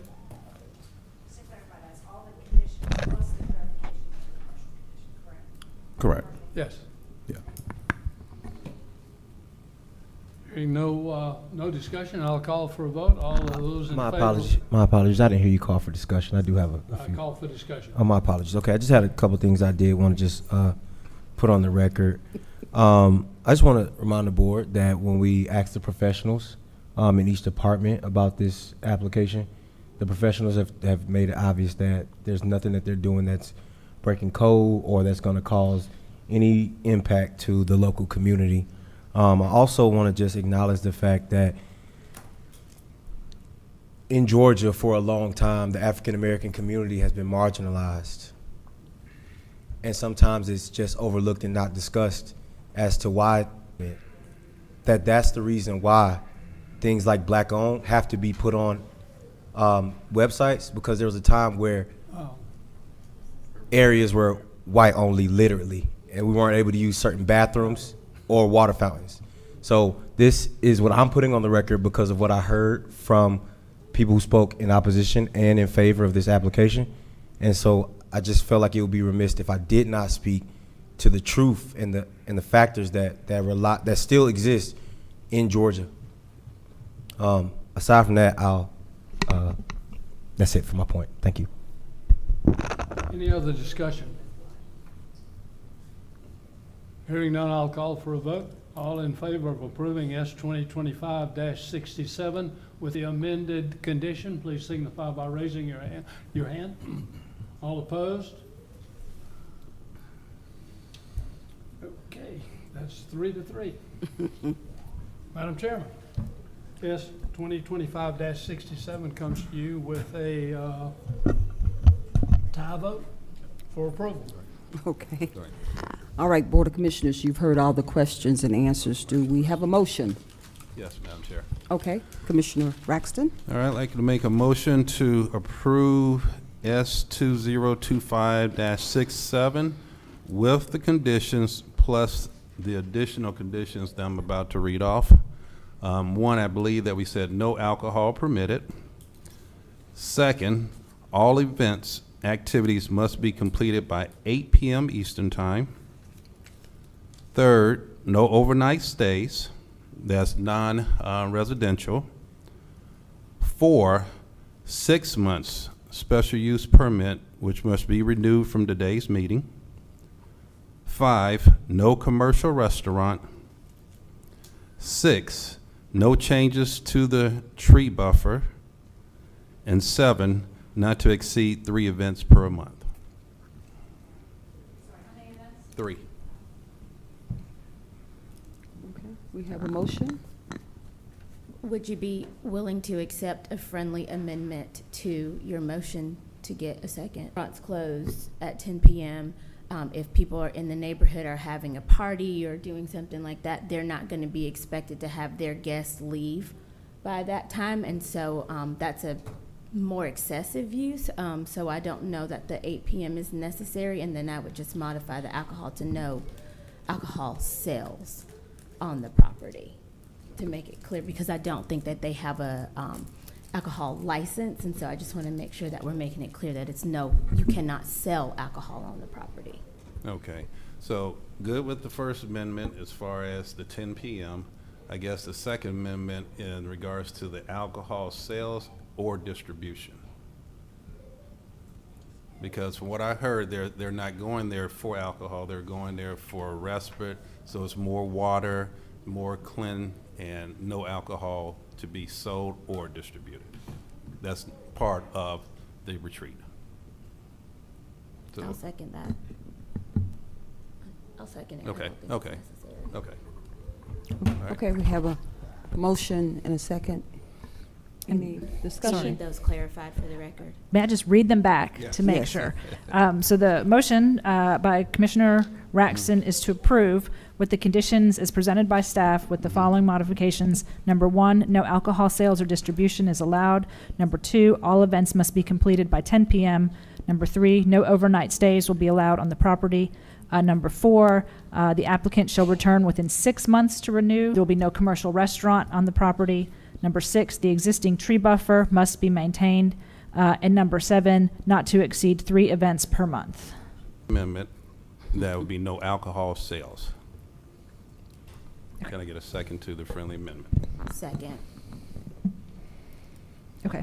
So the distribution has been removed? Yes. Is that what you're saying? No alcohol sales. Okay. Everything else Yes. sounded correct? Great. Thank you.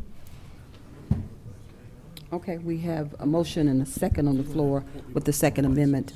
Do we have any discussion, board? We have a motion and a second. All in favor, please indicate by raising your right hand. All opposed? Okay, we have a 3-1 vote and the motion carries. Okay. Congratulations.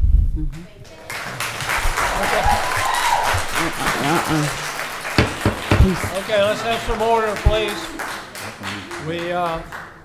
If you folks would like to leave, you're more than welcome to stay, or you may leave. We need to move on to the next item.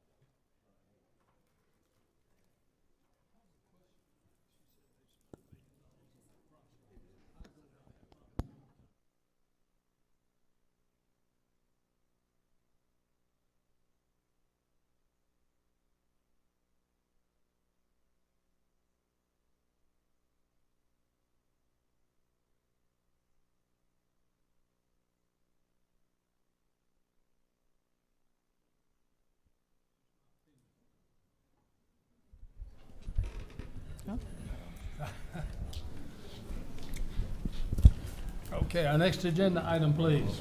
Thank you. This is case S 2025-68. The applicant is requesting a special use permit to allow a short-term rental at 4267 Short Street. The lot size is less than 1 acre in Commission District 1. There is a 1,818 square foot single-family detached dwelling sited here. The residence was built in 1958. It is within the Sunny Acre subdivision. The applicant is proposing to utilize the existing single-family dwelling as a short-term rental. The property is owner-occupied. Here are the relevant code sections. As stated before, the applicant is proposing to utilize the existing single-family house as a short-term rental. It is owner-occupied. Here are the special use criteria analysis. Here is the zoning map. Here's the site aerial. Here's the site survey. It is within the urban residential future land use map and the traditional neighborhood character area. Staff is recommending approval based on the findings below. The use will not modify the comprehensive plan or the intent, purpose, or spirit of the UDC. The granting of the special use permit will not adversely affect the public health, safety, or welfare. Thank you. Thank you very much. At this point in time, I'll open the public hearing on this matter. Anyone, including the applicant, like to speak in favor of this application, please approach the podium. I have 2 minutes per person for an allocated time of 15 minutes.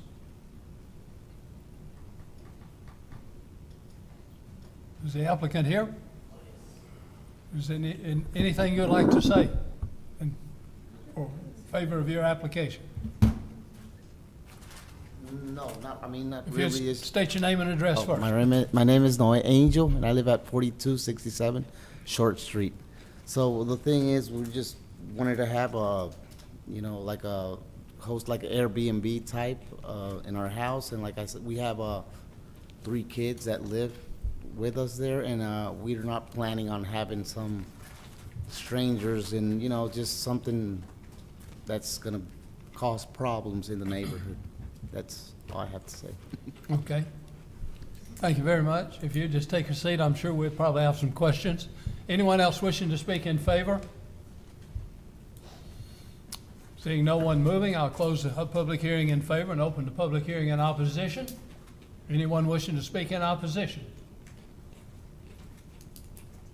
Again, seeing no one moving, I'll close the public hearing on this matter. Planning and Zoning Board, do you have any questions of the applicant or of staff? I have a question for the applicant. Yes. Will it be rented for, will you be staying there at the house? Yes. And your kids? Yes. Okay. How many bedrooms? It's just one single bedroom, maximum of 2 people per night. Will the person that's renting, will they have access to? Yes, they have a separate access to, it's not connected to the rest of the house, so it's all separate. It's separate? Yes, it's Okay, a separate area, separate Okay. room. All right. Thank you. That's all I have. Any other questions, Planning and Zoning Board? Just got a question for staff real quick. Just wanted to know, sorry about that. Just wanted to know, did this come on our radar from the system that we own or that we use, or was this application placed in? The application was placed. Great. Could you just speak a little bit to the parking? Or I guess I need to speak to the applicant about this. I think so. Yeah, the applicant, please. Can I speak to the applicant? First, is there a HOA in this? Is this a neighborhood? Is there HOA or anything? No HOA. Got it. Parking. Seems like a pretty narrow driveway. I just found out today that in our code, people can't park on the grass if you have less than an acre. Is that correct? Okay, something to that effect. So I just wanted to make you aware of that, but then also just to ask, how are you going to consider parking? In the property, when we purchased it, it already has on the side some pavement on it, so it's kind of like not grass on there, so I was figured park it there, but I don't know about the codes and all that. Okay, I would suggest you looking into that, Yes. because I just found out today myself. So, aside from that, I think that's it. That'll do it for me. Thank you. Any other questions, Planning and Zoning? Having none, Madam Chairman, I'll throw over the Board of Commissioners for questions you folks may have. Okay, thank you so much, Chairman Simmons. Board of Commissioners, you have any questions? Let's go. Vice Chair, you have the floor. And this is for the applicant real quick. So it looks like the garage was closed in. Was that closed in for or for this apartment? No, when we purchased the house, it was already closed in. It was already closed in? Yes. And it looks like, I guess that, what you call concrete, is that like some sort of broken up asphalt off to the right? It was, yeah, it was, it's broken now and all, yeah, that's what it is right now. Okay. All right.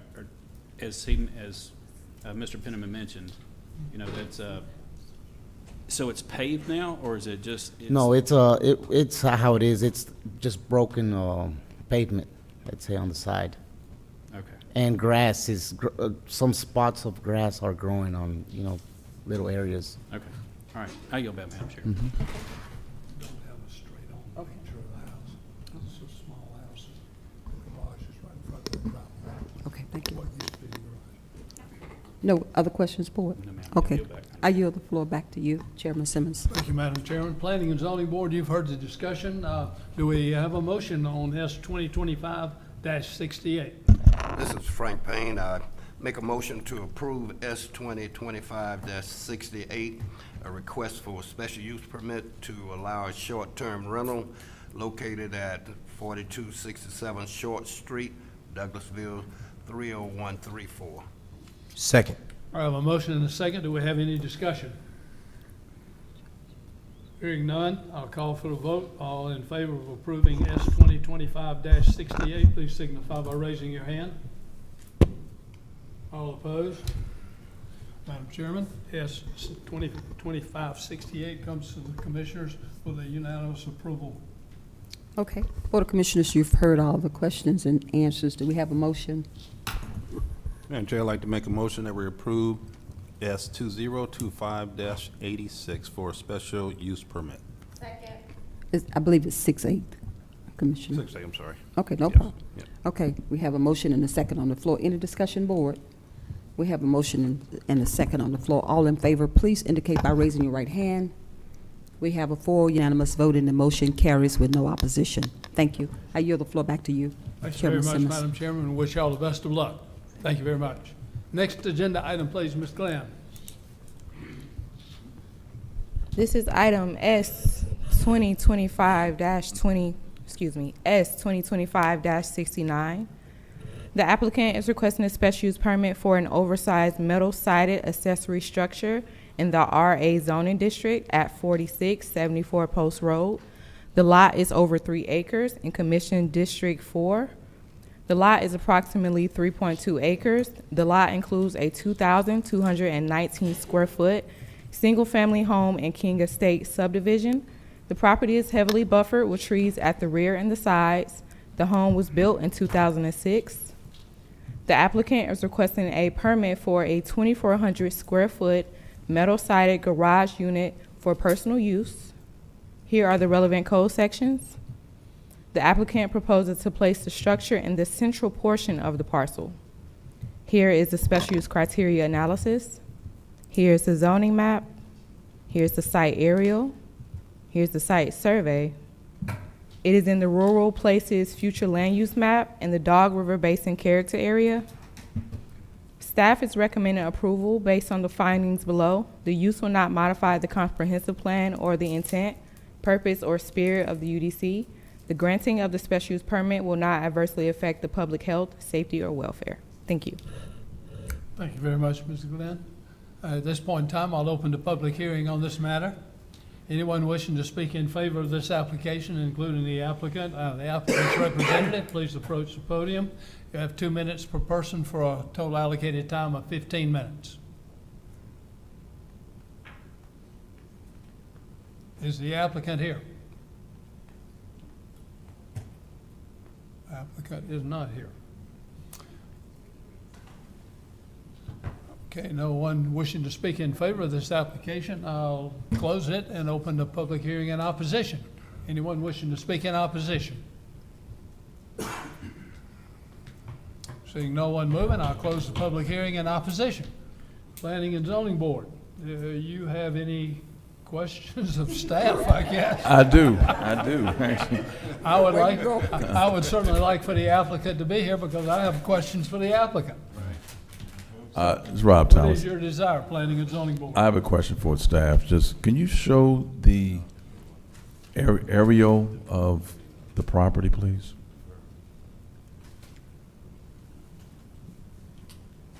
Okay. And we're looking to the east. Is that open area? Is that we're looking to put it? As far as you know? Okay. Yes, we are. Sorry, right here. Okay, so right with the open area, okay.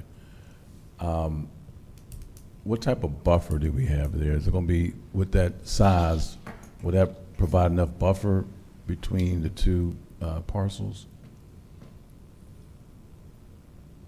Or is that something that DRC has, is that something, do we know that? Is it going, so we're gonna have a rendering of the actual building, so I guess we don't know, right? Yeah, so we don't have a rendering of the building. For the specific request, I think Melody showed, I think I'm going the wrong way, right? So there, you're looking at the setbacks on the property there. And for this specific type of request, we wouldn't impose anything larger than what the standard residential property setbacks are. As we've mentioned to you all previously, the purpose of the special use permit is to give notice, right, in instances like this. So the staff has done their analysis, and we don't see any reason that this request could not be approved as presented. The signs were posted, the legal ads were run, the letters were sent to adjacent property owners. So again, part of the purpose of having the hearing is for neighbors to show up and express any concerns that they may have. Seeing that there's nobody here tonight, including the applicant, which is surprising because we have spoken to the applicant about this hearing. So I checked my messages and I don't have a message from him in terms of why the applicant is not here. If it is the will of the board to defer, you certainly could move this to an upcoming agenda if you would like to take time to hear from the applicant, because I have no information about why they're not here this evening.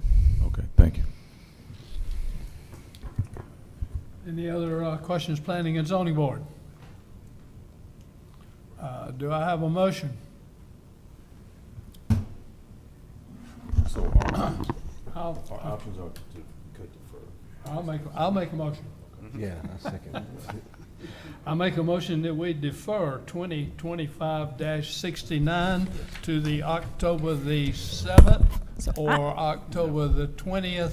I might recommend, and I'm certainly looking at legal to this, that the date that we are certain of is November 4th. And since we November the 4th. prefer to defer We can to defer a it date till certain, November.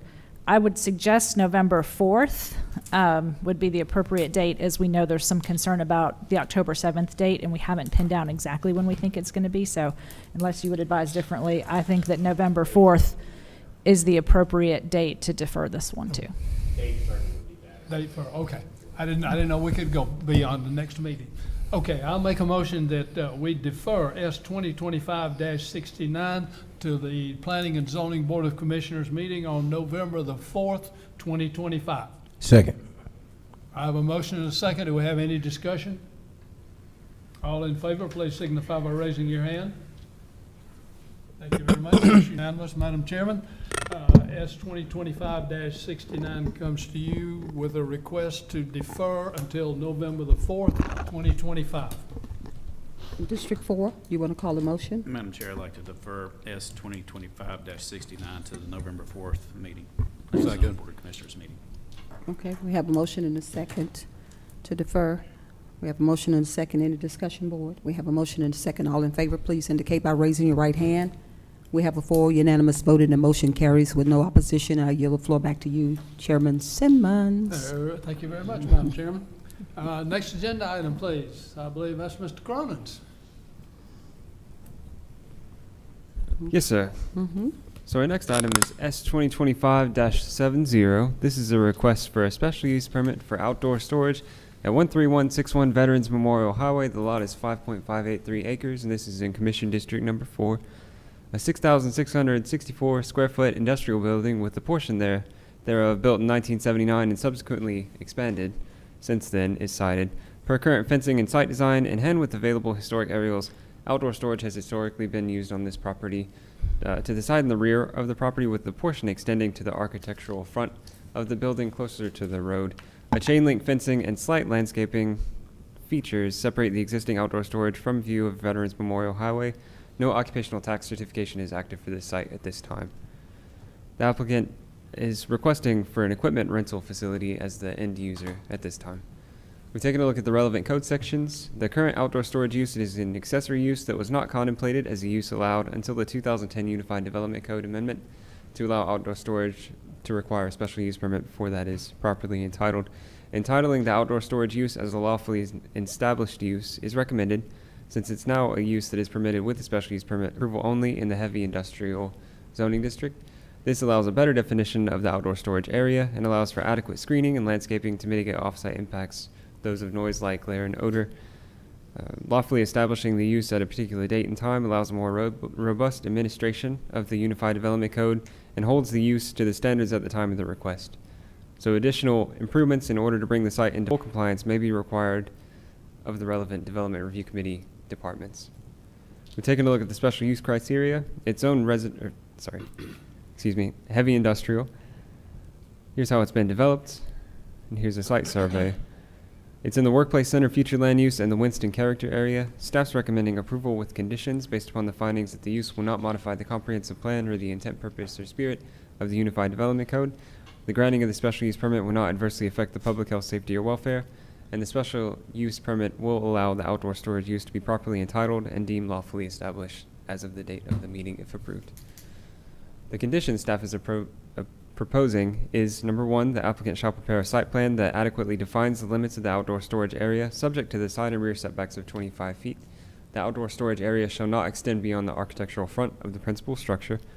And number two, an opaque imitation wood, vinyl, polymer, or composite-based material fence shall be used to screen the limits of the outdoor storage from the right-of-way of Veterans Memorial Highway. A landscape plan shall be submitted and shall include a 25-foot landscape strip adjacent to Veterans Memorial Highway to include a minimum of 3 canopy trees, 3 understory trees, 2 evergreen trees, and 18 shrubs every 100 feet of linear strip.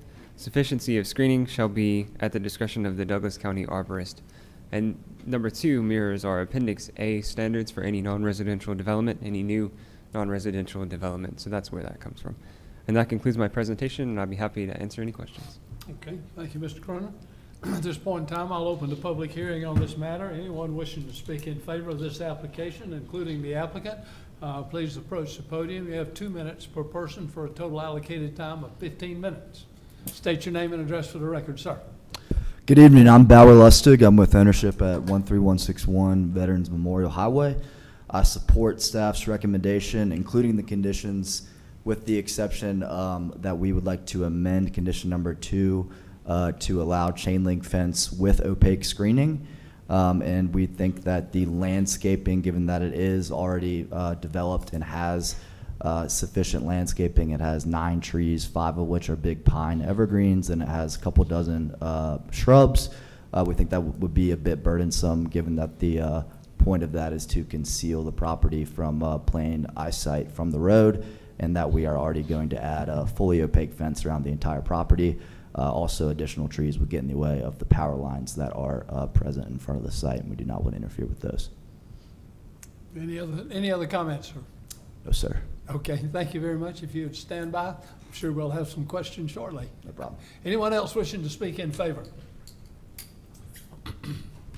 Seeing no one moving, I'll close the public hearing in favor and open the public hearing.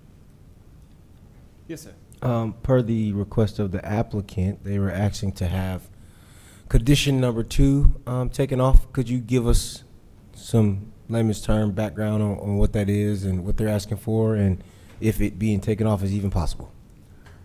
So staff wouldn't support the removal of the condition. The outdoor storage would be required to be screened in some way. So it sounds like the applicant is wanting to modify the material of the fence, as well as some standards for the landscape. Those seem to be the substantive changes. Thank you, Austin. Applicant, can you just come give me your rebuttal to that? No rebuttal. We're not asking to remove condition 2, just asking to amend it to change the material of the fence that's allowed, like Austin said. And then as far as the landscaping, it says that we'd be required to submit a plan. We're happy to submit a plan that shows the existing landscaping. Austin.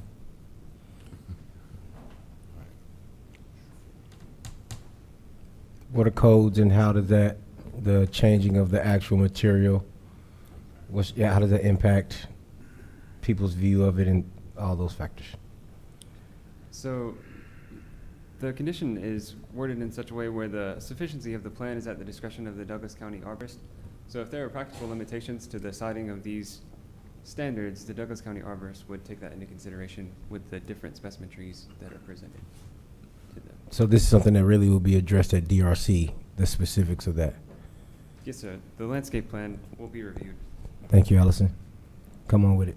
Hi. Real quick, just want to clarify about condition number 2. This is the standard requirement of the quality growth overlay. Now, that is not something that applies to this side of the Veterans Memorial Highway corridor, but just want to clarify, we do not support going back to chain link fence in Douglas County. We have changed our code to make sure that that is something that is generally not allowed on our commercial industrial property in Douglas County. And the landscaping is what you see on all of our industrial property in that quality growth overlay on the eastern side of Douglas County. So we are not asking anything that we have not applied broadly throughout the county elsewhere. So again, for that reason, we would not support the request to change condition number 2. That is exactly what I was looking for. Thank you. Austin, you're still doing a great job. Okay. Allison's just cool too. All right, to the applicant, last question. All right, hearing what staff just mentioned and the standard that we're trying to create within Douglas County, is that a make or break for you when it comes to It is not. I understand the request for what type of fencing you like. That was more of a tenant-specific request, but it is not a make or break. Beautiful. That's all I need to know. Thank you. No problem. I have a question of staff. Is, if we approve it as with the condition that's there, they still have to come into DRC with a plan. Yes, and sir. that plan can be adjusted at DRC. Is that not correct? Not talking about the fence, talking about the landscaping plan. Yes, sir. It would be at the discretion of the Douglas County Arborist. Right, so that would be open for discussion at DRC. Okay, that's it. Anybody else have a One question? quick question. So you said prior to this, they were having outdoor storage. I say prior to this, was it 2007? I think you said. When did it come? The fact that now we have to get a special use permit, because obviously heavy industrial definitely going to have outdoor storage and different things like that. Yes, sir. So the 2010 Unified Development Code Amendment provided that a special use permit is required for all outdoor storage. Before then, it was limited to the different types of zonings as to whether it was permitted by right. Okay, so before it was permitted by right. Right, you're saying before 2010, I think you said it was permitted by right. Heavy industrial can have outdoor storage. It's like a no-brainer, right? Before. No. I'd have to go back in our old codes and review. Okay. But I'm saying this is more recent as far as getting a special use permit for heavy industrial. 15 years. Okay. All right. I just want to. So at one point it was by right. It's hard to tell without any kind of entitling measures, so that's why the special use permit is especially useful. It binds them to the standards at that time. If they want to make any modifications, then they would have to bring the site up to code, of course, at a later date. But at least with the special use permit, it allows us a date and time stamp to hold them to until they modify their plan. All right. Understand. Thank you. Yes, sir. Any other questions or comments? Madam Chairman, I'll throw it over to the Board of Commissioners for any questions you may have of the applicant or staff.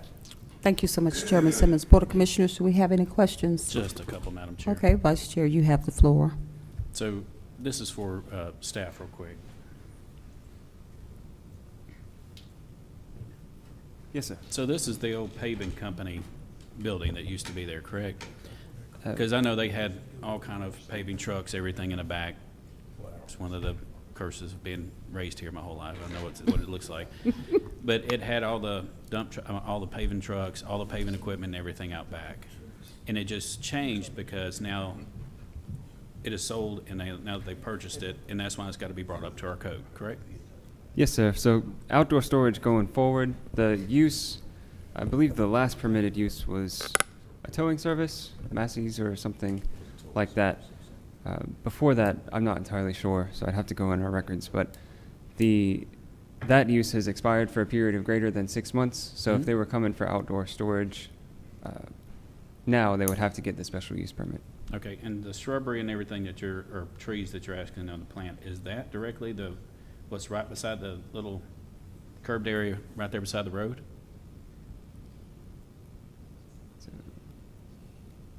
To the northeast of the property?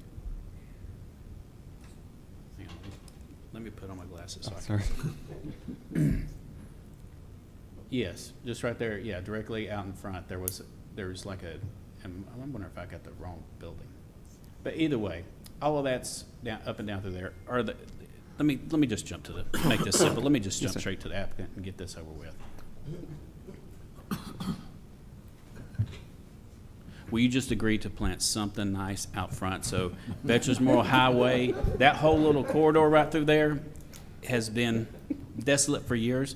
So will you just put something nice and pretty running the whole strip to where when you come up on that entrance or you pass by that business, it looks better? No problem. I'm done, Madam Chair. Okay, thank you. Any other questions, board? Any other questions?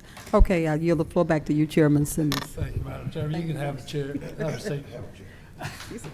Planning and Zoning Board, you've heard the discussion. Do I have a motion on S 2025-70?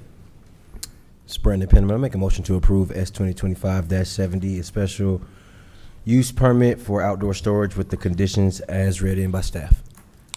Second. I have a motion and a second. Do I have any discussion?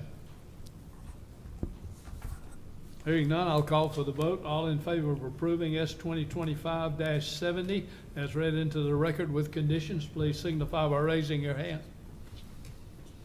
Thank you very much. That's unanimous, Madam Chair. S 2025-70 comes to the board with a unanimous recommendation for approval with the conditions that were read in. Thank you so much, Chairman Simmons. Board of Commissioners, you've heard all the questions and answers. Do we have a motion? Madam Chair, I'd like to make a motion to approve S 2025-70 with all the conditions read in by staff, with the one modification that they provide a landscape plan to the arborist, but if the trees and everything that's been put in by staff, if that's going to interfere with the power lines or anything of that nature, that we just take that out and it'll just be a nice shrubbery approved by arborist. Okay. Okay. Do we have a second? Okay, we have a motion and a second. Any discussion, board? We have a motion and a second. All in favor, please indicate by raising your right hand. We have a full unanimous vote with no opposition, and the motion carries. And I yield the floor back to you, Chairman Simmons. Thank you very much, Madam Chairman. Best of luck to you going forward. At this point in time, Planning and Zoning Board having nothing, yeah, we do have something else to come before it. That's right. Reason you're here tonight. I forgot to turn my page over. We do have the UDC amendments. So I think that, I'm going to jump to, I think on the order of the agenda, the map amendments come before the Map UDC amendment, amendments. yes, So I they want to do. make it clear, Austin's going to present these map amendments, but we are not voting on this tonight. This is just an FYI piece, and then we'll jump back to the text amendments just to honor the order of the agenda. We will be voting on the text amendments, but I'm going to turn it over to Austin to introduce some work that y'all have been asking us for a very long time. And before we kind of move forward with sending out letters and moving in this direction, I just want to put it up in front of y'all, and you can call me tomorrow if you do not think this is a good idea. But I'm going to turn it over to Austin. Thank you, everyone. So we took a look at the different character areas around Douglas County. We identified 79 parcels that met the criteria to be reverted back to the compatible designation that they were initially. We took a look at our reversionary clause, which gives the 2-year period. These sites haven't been vested within that 2-year period, so that's the criteria we took a look at.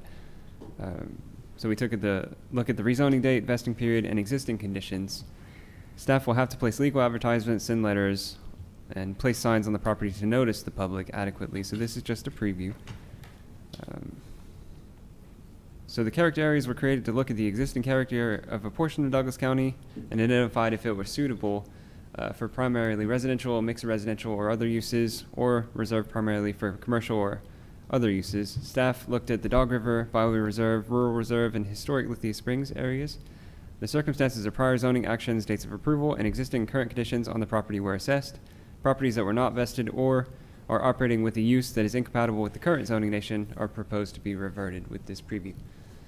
So in the Dog River Basin, there were 25 lots in total. The commonalities of these were that these were vacant tracts or tracts zoned commercially that weren't outfitted ever for commercial-oriented uses. In the Byway Reserve, there was 1 lot in total. This heavy commercial tract that is vacant. In the rural reserve area, character area, there were 5 lots in total. These were vacant tracts zoned industrially with conditions or commercially zoned properties used residentially.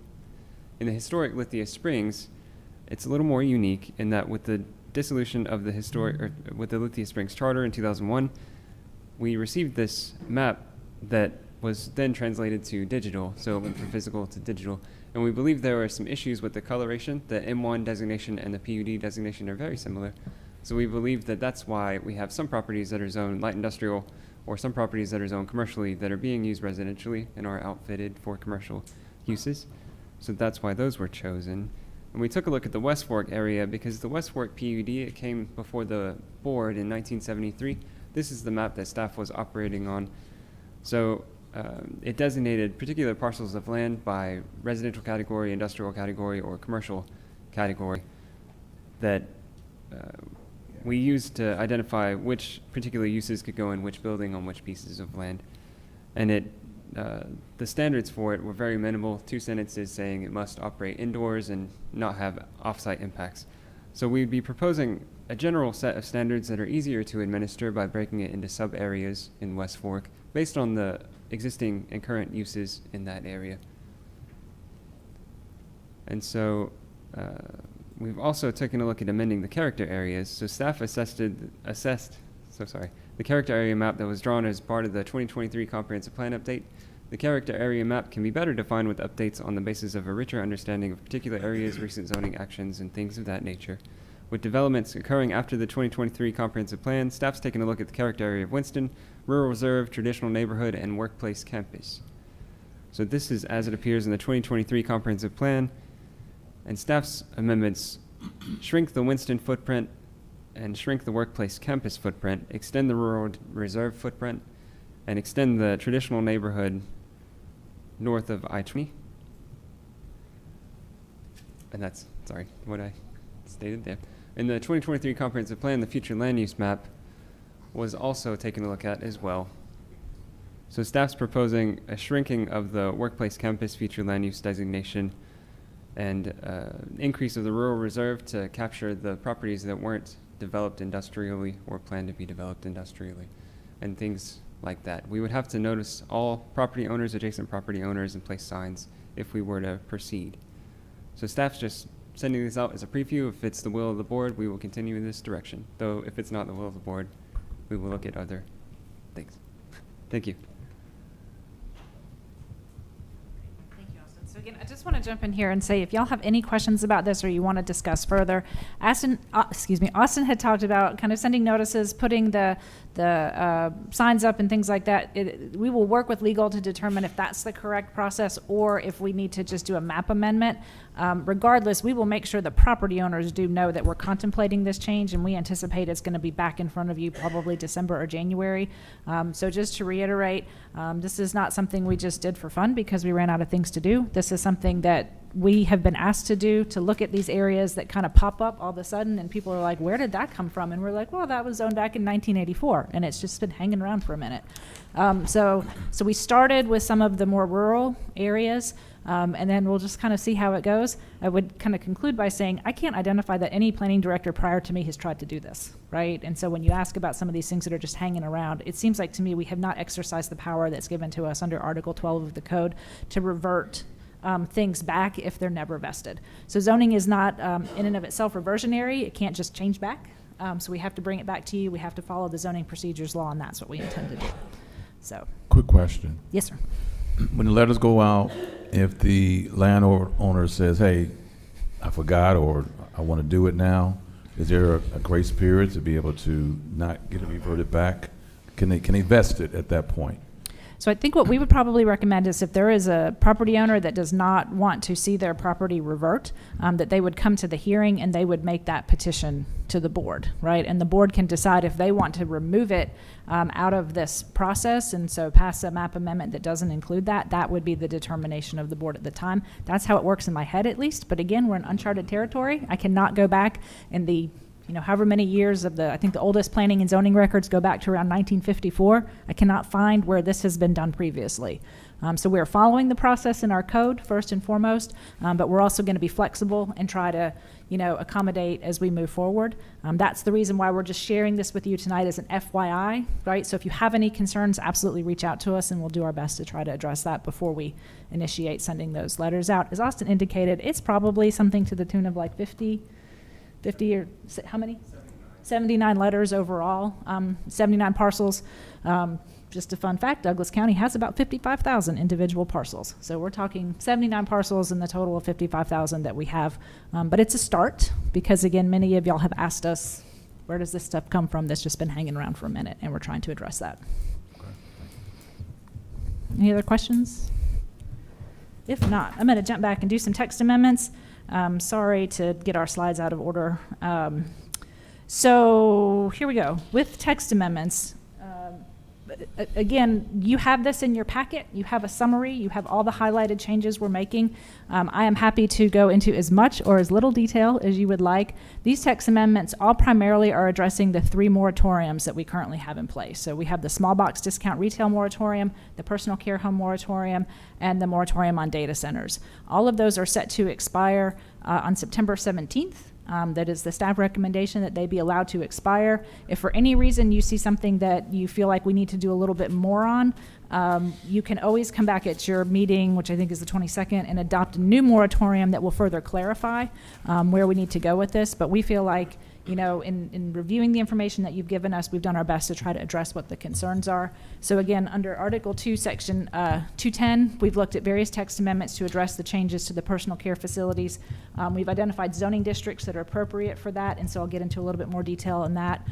Small box discount retail operations were already a special use permit in the code, but we've added a new code section reference there to kind of get into a few more details, which I'll talk about in a minute. And then finally, the data hosting, processing, and related services. So we revised that to require a special use permit in all districts. We did not take it off the books, but we have still allowed for it to come before you on a case-by-case basis. In addition, they would still need to ask for the special use permit for the buildings exceeding 50,000 square feet, as well as the private utility station. But the change with the data centers is that we have just made it across the board special use permit in all of those zoning districts. So starting with the small box discount retail stores, as I said, they were already a special use permit. So all we have done here is put a distance requirement. So no additional small box discount retail establishments within 2.5 miles from an existing small box discount retail establishment. We've clarified that the distance is going to be measured from the center of the parcel, and I'll show you a map in just a minute of what that looks like. We're clarifying that it shall only have a driveway access from a major arterial, and that there shall be no outdoor storage of materials or goods involved without coming for a special use permit on the property. Quick question on that. Those yes, are sir. considered, they would be freestanding buildings, correct? I mean, not in the shopping center or anything like that, with the 2.5 miles. Are we talking freestanding buildings only? So it's not freestanding buildings only, and the map that you have in front of you shows an analysis run by staff that is the little points that you see on the map are the locations of the existing businesses. So the green circles are 1 mile, the blue circles are 2.5 miles, and the purple are 5 mile boundary. And looking at this map, we decided on the middle path of the 2.5 mile boundary in order to not have too many of these uses cluster together. But again, that is regardless of whether it's a freestanding building or whether it's in a planned center.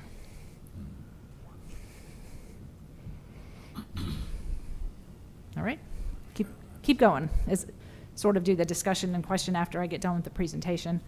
So in regard to residential care facilities, one of the things that we have clarified here, we have changed the overall title of this for what we call personal care homes now somewhat generically. That's going to be a residential care facility.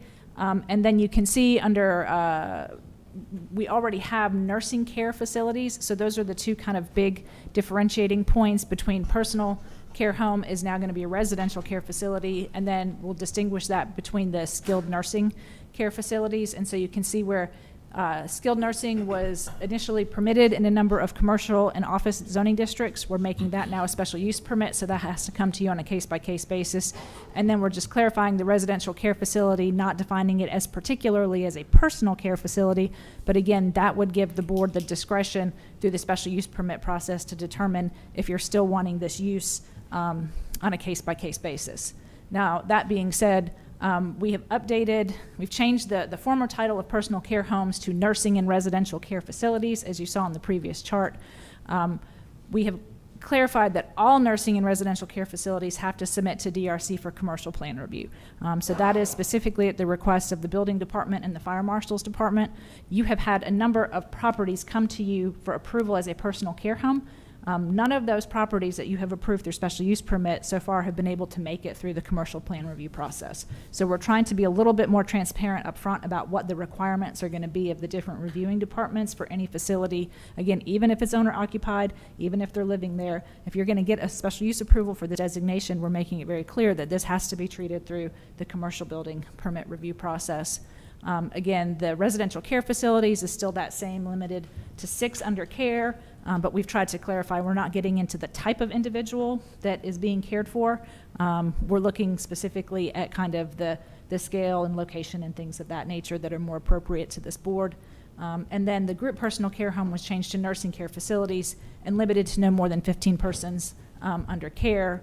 And then remove the congregate care home language, and that's going to basically just fall under your typical assisted living or your nursing facilities in your commercial district. We already require owner occupancy for your personal care homes in your residential district. So internally, we've kind of clarified that we will be looking at homestead exemption as the proxy for whether or not that is going to qualify as an owner occupied property. Getting into Article 4, we've gotten some feedback about kind of the scale of projects coming in. So we've looked into the total square footage in our office institutional in our commercial districts, limiting an individual building to be 50,000 square foot max without a special use permit. This mirrors what we've done in the industrial districts. With a special use permit, you can qualify for up to 100,000 square foot for a standalone building or 1 million square foot if it's part of a planned center. And then similarly, in the industrial districts, we got some feedback about the overall height, specifically of data centers and some of the other large industrial buildings that have been coming in. We have a couple of data center projects that are coming in excess of 100 feet in height, and so we've scaled that down to be, without the special use permit, a maximum of 60 feet tall, and then with the special use permit, it will be whatever is set by the special use permit. And so we've done that for both the principal and the accessories, given height limitations there. Also, we've updated all references to the impervious surfaces in the watershed basin. And then in Article 15, we revised the definitions as needed to correspond with the proposed amendments. That concludes my presentation. And as always, I'm happy to discuss this in detail. But I will turn it back to you, Mr. Chairman, for the public hearing on these items. Thank you very much. At this point in time, I'll open the public hearing on this matter. Anyone wishing to speak in favor of these UDC amendments, please approach the podium. You would have 2 minutes per person for an allocated time of 15 minutes. Seeing no one moving, I will close the public hearing in favor and open the public hearing in opposition. Anyone wishing to speak in opposition? Again, seeing no one moving, I'll close the public hearing on this matter. Planning and Zoning Board, do you have any questions of the staff? I do. One thing, do we need to take these as a group, or do we need to take them article by article? So again, we typically take them as a group, but we will defer to whatever is the will of the board if you need to go article by article. Okay, Planning and Zoning Board, do you have any questions? Rob. We'll take them as a group. Okay. Rob Thomas, I do have a question. I asked about the 2.5 mile radius. I think it's going to be a slippery slope. And the reason I'm saying is, first of all, how are we going to identify what are considered small box stores? Is it Family Dollar? Is it Big Lots that just left? Can another spot go back to Big Lots? No, it can't because Family Dollar next to it. I think it's going to be a slippery slope when we do the radius thing. So just to clarify, we do have a definition of a small box discount retail establishment in our code. That was put in probably 2 or 3 years ago when we first did the amendments related to the use. I think the Big Lots, if I'm not mistaken, is in the city of Douglasville, so none of this would apply to the city of Douglasville, right? This would, in the county, if somebody came in for a permit in the county, we would look at the distance from existing small box discount retail. But if somebody wanted to do a small box discount retail establishment in the city of Douglasville or the city of Villa Rica or the city of Austell, none of these requirements would apply to them. I understand. Using that example, I wasn't Okay. saying specifically that store. Mhm. The slippery slope is a 2.5 miles is what I'm Okay. getting at, not necessarily that particular box that's available. So, where did that come from? What's the rationale for that? Sure. So we looked at various other communities that have regulations around small box discount retail. One of the things that we noticed in most of the jurisdictions that we looked at, and Austin would have to remind me how many we looked at, but in most of the jurisdictions, the one thing they had that we don't have is the distance limitations. So we took the 1 mile, the 2.5 mile, the 5 mile. We looked at various distance limitations in other codes, and we applied them through this mapping exercise to Douglas County to see what that looked like in Douglas County. The staff recommendation is the 2.5 miles. The board can have no distance limitation, or you can do a different number as you see fit. But our analysis said that one of the things we don't do that other communities are doing is regulating the distance between these facilities. So we're presenting that to you as a text amendment tonight. Okay, so walk me through that. Someone comes in, they want to put a lease on a piece of property. They get a special use permit, it's a box store. When they put the application in, who's going to walk me through? Like, who's going to do the measurements? Who's going to say, "Oh, you want to put it here? And I'm going to take a protractor," or how do you, who determines the distance? Sure. So again, it's a mapping exercise, much like what you saw there. You are correct. They would have to come in for a special use permit, and then anytime they apply for a special use permit, we have a 5-day completeness check for our application. So nothing gets on an agenda to move forward until we go through those 5 days, and we look to make sure, it's substantially compatible with the requirements of the code. If you see this bullet A up here, the distance is going to be measured from the center of the parcel. Radius is 2.5 miles. If the radius touches any portion of the parcel, that parcel will be excluded from consideration of permitting for a small box discount retail store. Again, only in unincorporated Douglas County. And that would be the methodology. We have learned from our adjacent communities that have already put this type of measurement in place that we needed to define how it would be measured. And so that is a part of the text amendment in our ordinance. I yield. Thank you. Quick question for you, Allison. Yes, sir. So when we say small box discount retail, is that like a long way of saying dollar stores? And how do we give me regulations, what does that really mean? Sure. So there is a definition in our code, and I can't recall it off the top of my head, but we can certainly pull that up if you need me to read it into the record. You may recall, I'm going to say maybe 3 to 4 years ago was the first time this issue came up. Again, it was one of those old zoning parcels that had been hanging around for a minute, and then all of a sudden there was a dollar store. And I'm using dollar store generically. I don't know if it was a dollar store, a Dollar General, or a Family Dollar. Right. But there was a lot of concern from the community that they all of a sudden saw sort of a commercial use kind of coming out of the ground. We looked at our code at the time, and that was something that would just have been permitted as a general retail store. Again, there were other communities that were a couple of steps ahead of us, so particularly want to acknowledge the work that DeKalb County did with Georgia State University. They did a pretty thorough analysis of looking at this use not just in DeKalb County in the state of Georgia, but they also looked at all the national precedents. So we modeled our work on the work done by Georgia State University for DeKalb County, and we can certainly make that available if anybody would like to see where that came from. But there is a difference between general retail and the small discount retail. There is, yes, that's correct. Okay. I think that designation kind of fits within what we were trying to really accomplish when the real focus was dollar. That answers my questions. Thank you. Any other questions, comments? Madam Chairman, I'll throw it to the Board of Commissioners for questions you folks may have. Okay, thank you. Board of Commissioners, we have any questions? Commissioner Kenner Jones, you have the floor. I just have one in regards to the data center developments. Did we include any amendments that placed any prohibitions on how close the data centers can be to already existing neighborhoods or communities? So we did not put a specific prohibition on that. We did make it a special use permit, so it's a case by case in each time that it would come before you. I guess my concern for not having that in is then we get into the back and forth of having to justify why we don't want the use close to neighborhoods in the first place, and then we're having lawsuits filed because people felt like they complied with all of the things that were in the special use permit, thought that they should be approved, so on and so on. So if it's the will of the board, that's definitely one item that I would like to see added for our review in terms of that change. Okay. Would you like to defer the data centers to a date certain, or would you like for us to just come up with a condition or propose a condition tonight that specified shall not be within 100 feet of a residential zoning category, or shall not share an adjacent property line to a residential zoning category? That would be super restrictive if we did that. I'm just Like being it. transparent. How many of the amendments would you have to hold off on if you wanted to insert something like that? Would it be a completely separate addition, or would you have to modify one of the ones you've already worked on? So what we would do, we didn't create a separate, much like what we did, I'm sorry, let me go. So like much like we did with the section 314 or section 340 that I referred to earlier, we did not create a separate section specifically to data centers. And I can tell you the reason for that is twofold.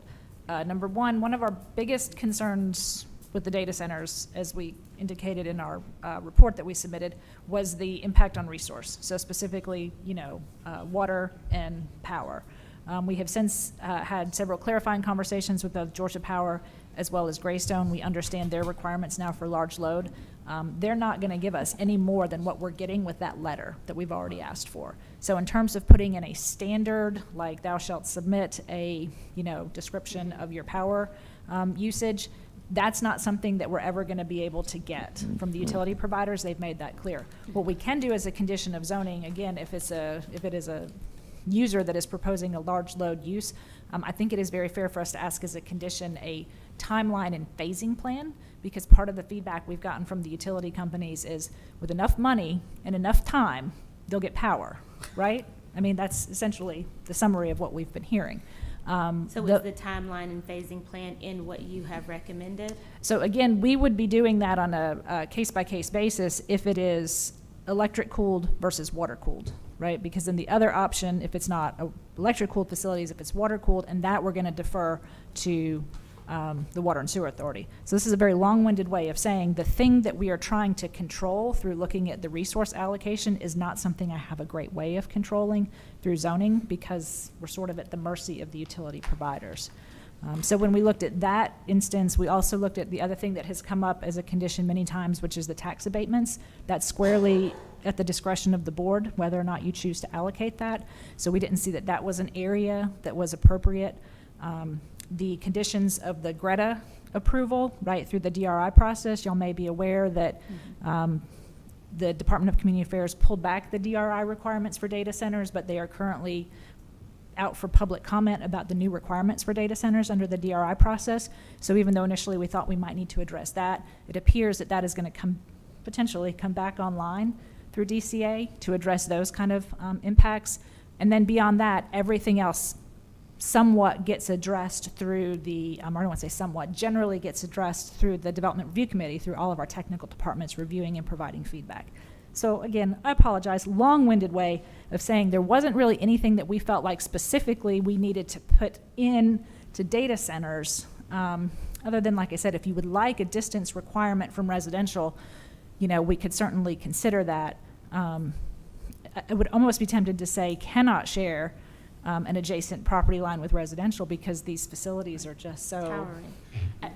That would be my significant. request, is to see that text added Okay. for our consideration.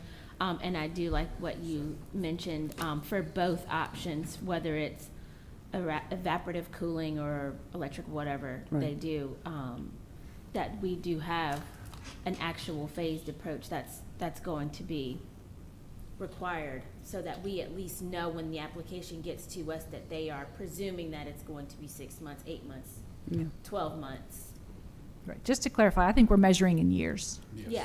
I think that this is more like 5 years, 8 years, 10 years at this point, not to be cheeky about it, but I think No, that. I totally, I'm tracking where you're going, and I Right. think that that makes sense because that will help residents understand why they're not immediately seeing their tax burden shifted because the building is not built still for 5, 10, 10 12 years, years. sure. If that's a part of the application that we approve, then people are on notice. It's Right. going to be a considerable amount of time before you. And as a reminder, your special use permit expires after 24 months if you do not vest. So that's going to be a very interesting conversation that we most likely will be bringing back to you sometime in the next 18 months with some of these projects that have moved forward and have never submitted to DRC for any type of permit. So that's something we'll have to keep an eye on and reconcile going forward. So that's where, like I said, the timing, a little bit of a moving target on all of this, admittedly, and I'm not saying we have figured it out, but as we kind of went through all of the things, looked at all the discussion from the various hearings we had, the feedback from the neighbors that we got, it still seemed like a case-by-case approval, and looking at the specific circumstances was the best way to approach it. But I can certainly add I can take one of our reserved sections in Article 3, and I can modify that to include cannot share a property line with any existing residential zoning and must have present a phased timeline for the delivery of power and water, as well as overall phasing of the build-out. That's actually something Austin and I have been using on a couple of projects coming forward now, that before we'll sign off on the land disturbance permit, we need to see a phasing timeline of when they anticipate each of these buildings coming out of the ground. So we're already in practice doing that. Okay. Okay, Commissioner Braxton? All right, thank you. Mm-hmm. All right, so Alice, I was just curious what we were talking about with the small box discount retail. What was some of the municipalities, what was the ranges of the miles? Was it like, you said, I think you said between 1 mile, and I just want to understand what the range is. Do you remember that, Austin? I know we did the analysis based on the 1 mile, the 2.5 mile, and the 5 mile. My guess is Austin's looking it up right now, and he's Okay. going to come tell you exactly what Okay. we looked at. From what I recall, we looked at about, what, 6 jurisdictions. So okay. come up to the front.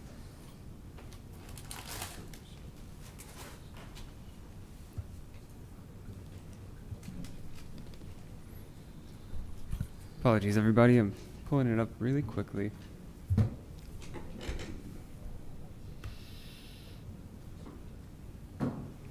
Admittedly, this is not organized in quick format. So it looks like some jurisdictions created overlay districts that permitted no small box discount retail use within 1 mile, 5,280 feet. Let's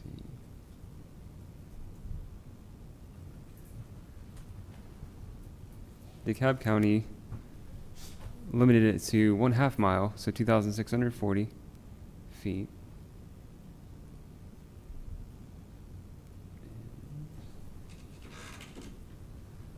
So the city of East Point limited to within or outside the city by a minimum of 2.5 miles. So it seemed like they shared the 1 mile, 1/2, 2.5 kind of separation requirements. Okay. All right, well, I'm glad that we went on the higher end. If it was up to me, I would probably propose 4 miles, but 2.5, I'll live with that. I'm not going to down the sword on that.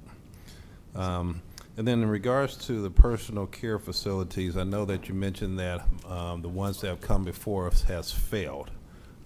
So can you just give us a little bit more insights on what was like the thing most happening that they were failing? Well, I'm just curious as to get a better understanding of that. Sure. So the word I would use is not failed. They have not been able to come online. Okay, right. come So online, okay. As a reminder, zoning is just one very visible portion in the entire pipeline of Right. approvals. Once they get their entitlement in place, we turn them over to, basically engineering, building, water and sewer authority, DOT, for all of those kind of technical improvements. Right. So there is not one yet that has been Okay. issued a certificate of occupancy or a business license to be able to operate, because they're still going through that, potential permitting through those departments. Okay, so they're still going through it, but nothing has said, or they haven't been stopped, I guess. They're just still going through the process, and up as today, none have come online. Right, so again, the way we're managing it through our department is, we have a zoning and occupational tax compliance officer, and we go through, you'll notice in our staff report, at the 12-month timeline, we check in on a project. So nothing that you have approved through special use permit has reached that 12-month timeline, but that would be our check-in date to see if the use is viable. Otherwise, it's moving through the approval process in different departments, and I don't always keep an eye on exactly what's going on. Austin sits in on DRC, and so he's certainly a better person to provide an update. But as of right now, none of those uses that have been approved have gotten through that approval process. We have not done our 12-month check yet, but at such a time as we do, that's when we could better answer whether or not the use is stalled or whether they've given up and done something different. Okay, yeah, I was just curious what was kind of like the common factor. So again, the thing that I would say is, that we've tried to make more transparent in this process is that as it's gone through the review process, both the chief building official and the fire marshal have indicated that these have to submit through commercial plan review, which is a little bit more intensive process to meet the commercial plan standards, specifically sprinkler requirements, right? So this is a facility that the fire marshal's determined is going to have to meet sprinkler requirements, and then there's other ADA accessibility, width of doors, width of hallways, things like that, that our chief building official is looking at. So we wanted to make that very clear up front in our code that they will be treated as commercial properties. They'll maintain residential zoning, but they'll be treated as commercial properties for the purposes of permitting. Okay, great. All right, thank you. All right, Madam Chair, I yield the floor back to you. Okay, thank you. Vice Chair, you don't have anything? Anything else? Allison, I just had one question. Sure. I know, well, it's a comment. Thank you for the significant amount of work you and your team have done around small boxes. But regarding distance, I would like, just for the future, and this is totally irrelevant to the meeting agenda, if we could take a peek at some calculations around the distance for car washes too. Okay. Gas stations. And gas stations. Preach. And as storage facilities. Oh, boy, see how they did this? Okay. They had 3 gas stations, storage facilities. Car washes. That was my car washes. That's it? And mini storage. And mini storage. Ooh, wow. Understood. All right. Understood. No, we certainly do that. As y'all know, we try to bring text amendments to you twice a year, so kind of middle of the year, and then end of the year. So we've been working on this, July, August, bringing it to you in September, and we anticipate that we will, again, be working on some additional stuff that will come back to you December, January. It will include the potential map amendments, and we can certainly look at distance requirements for these 3 uses here. We're also doing some work with animal control to make sure that our code of ordinances aligns very seamlessly with our unified development code. So we've enjoyed working with code enforcement and animal control to make those improvements. And so we're always trying to be responsive to what y'all need. And you know where to find me if there's anything else that comes up. Some residential, I've heard some feedback on residential from y'all, so we probably will have that ready for you to just take a look at December, January, end of the year. So, but yeah, if there's anything else, say the word.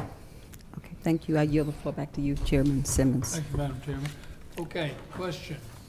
Do we need to remove the UDC Amendment Article 3 section and vote on the others?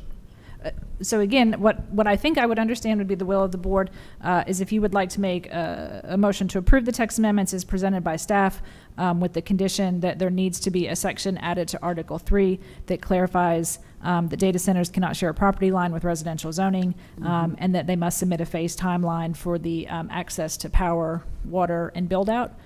We would understand that, and we could certainly make that addition, to the code if legal is okay with that. So Thomas is shaking his head yes, that we can do those 2 things, and we can just take it as a suite with those conditions and approve all at one time. Okay. Anything in zoning board? Do I have a recommendation? What she said. What she said.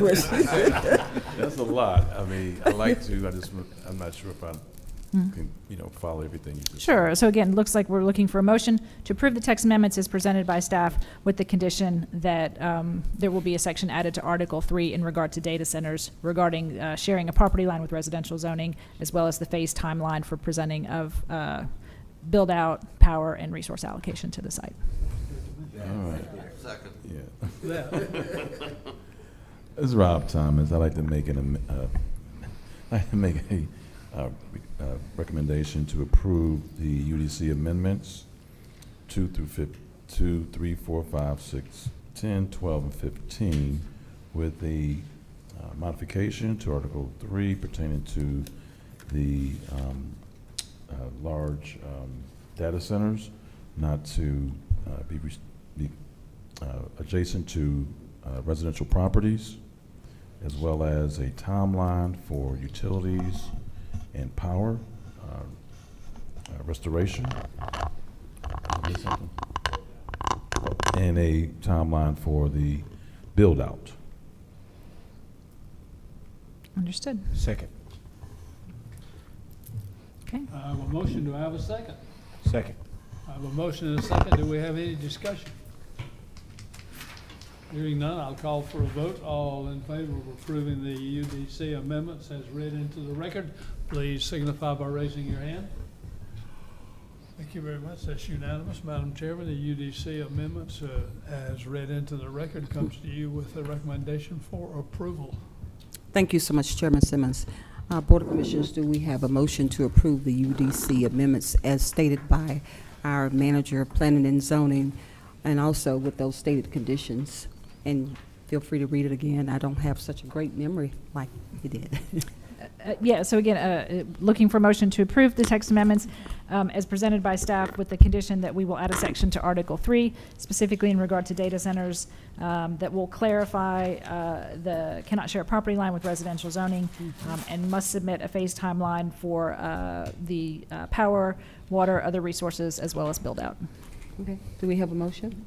Madam Chair, I make a motion to approve the UDC amendments as read in by staff, with the modification to Article 3 to include a section to address that data centers will not share a property line with a residential lot, that there will be a phased timeline for build-out, power generation, and water and sewer usage. Second that. Okay. All right, we have a motion in 2 seconds. We have a motion in 2 seconds. Do we have any discussion, board? Okay, we have a motion and a second. All in favor, please indicate by raising your right hand. We have a full unanimous vote and the motion carries. I yield the floor back to you, Chairman Simmons. Thank you, Madam Chairman. At this point in time, we have nothing else to come before Planning and Zoning Board. We're adjourned. Board of Commissioners, do we have a motion to adjourn? So moved. Second. We have a motion and a second. Any discussion? We have a motion and a second. All in favor to regarding adjourning, please indicate by raising your right hand.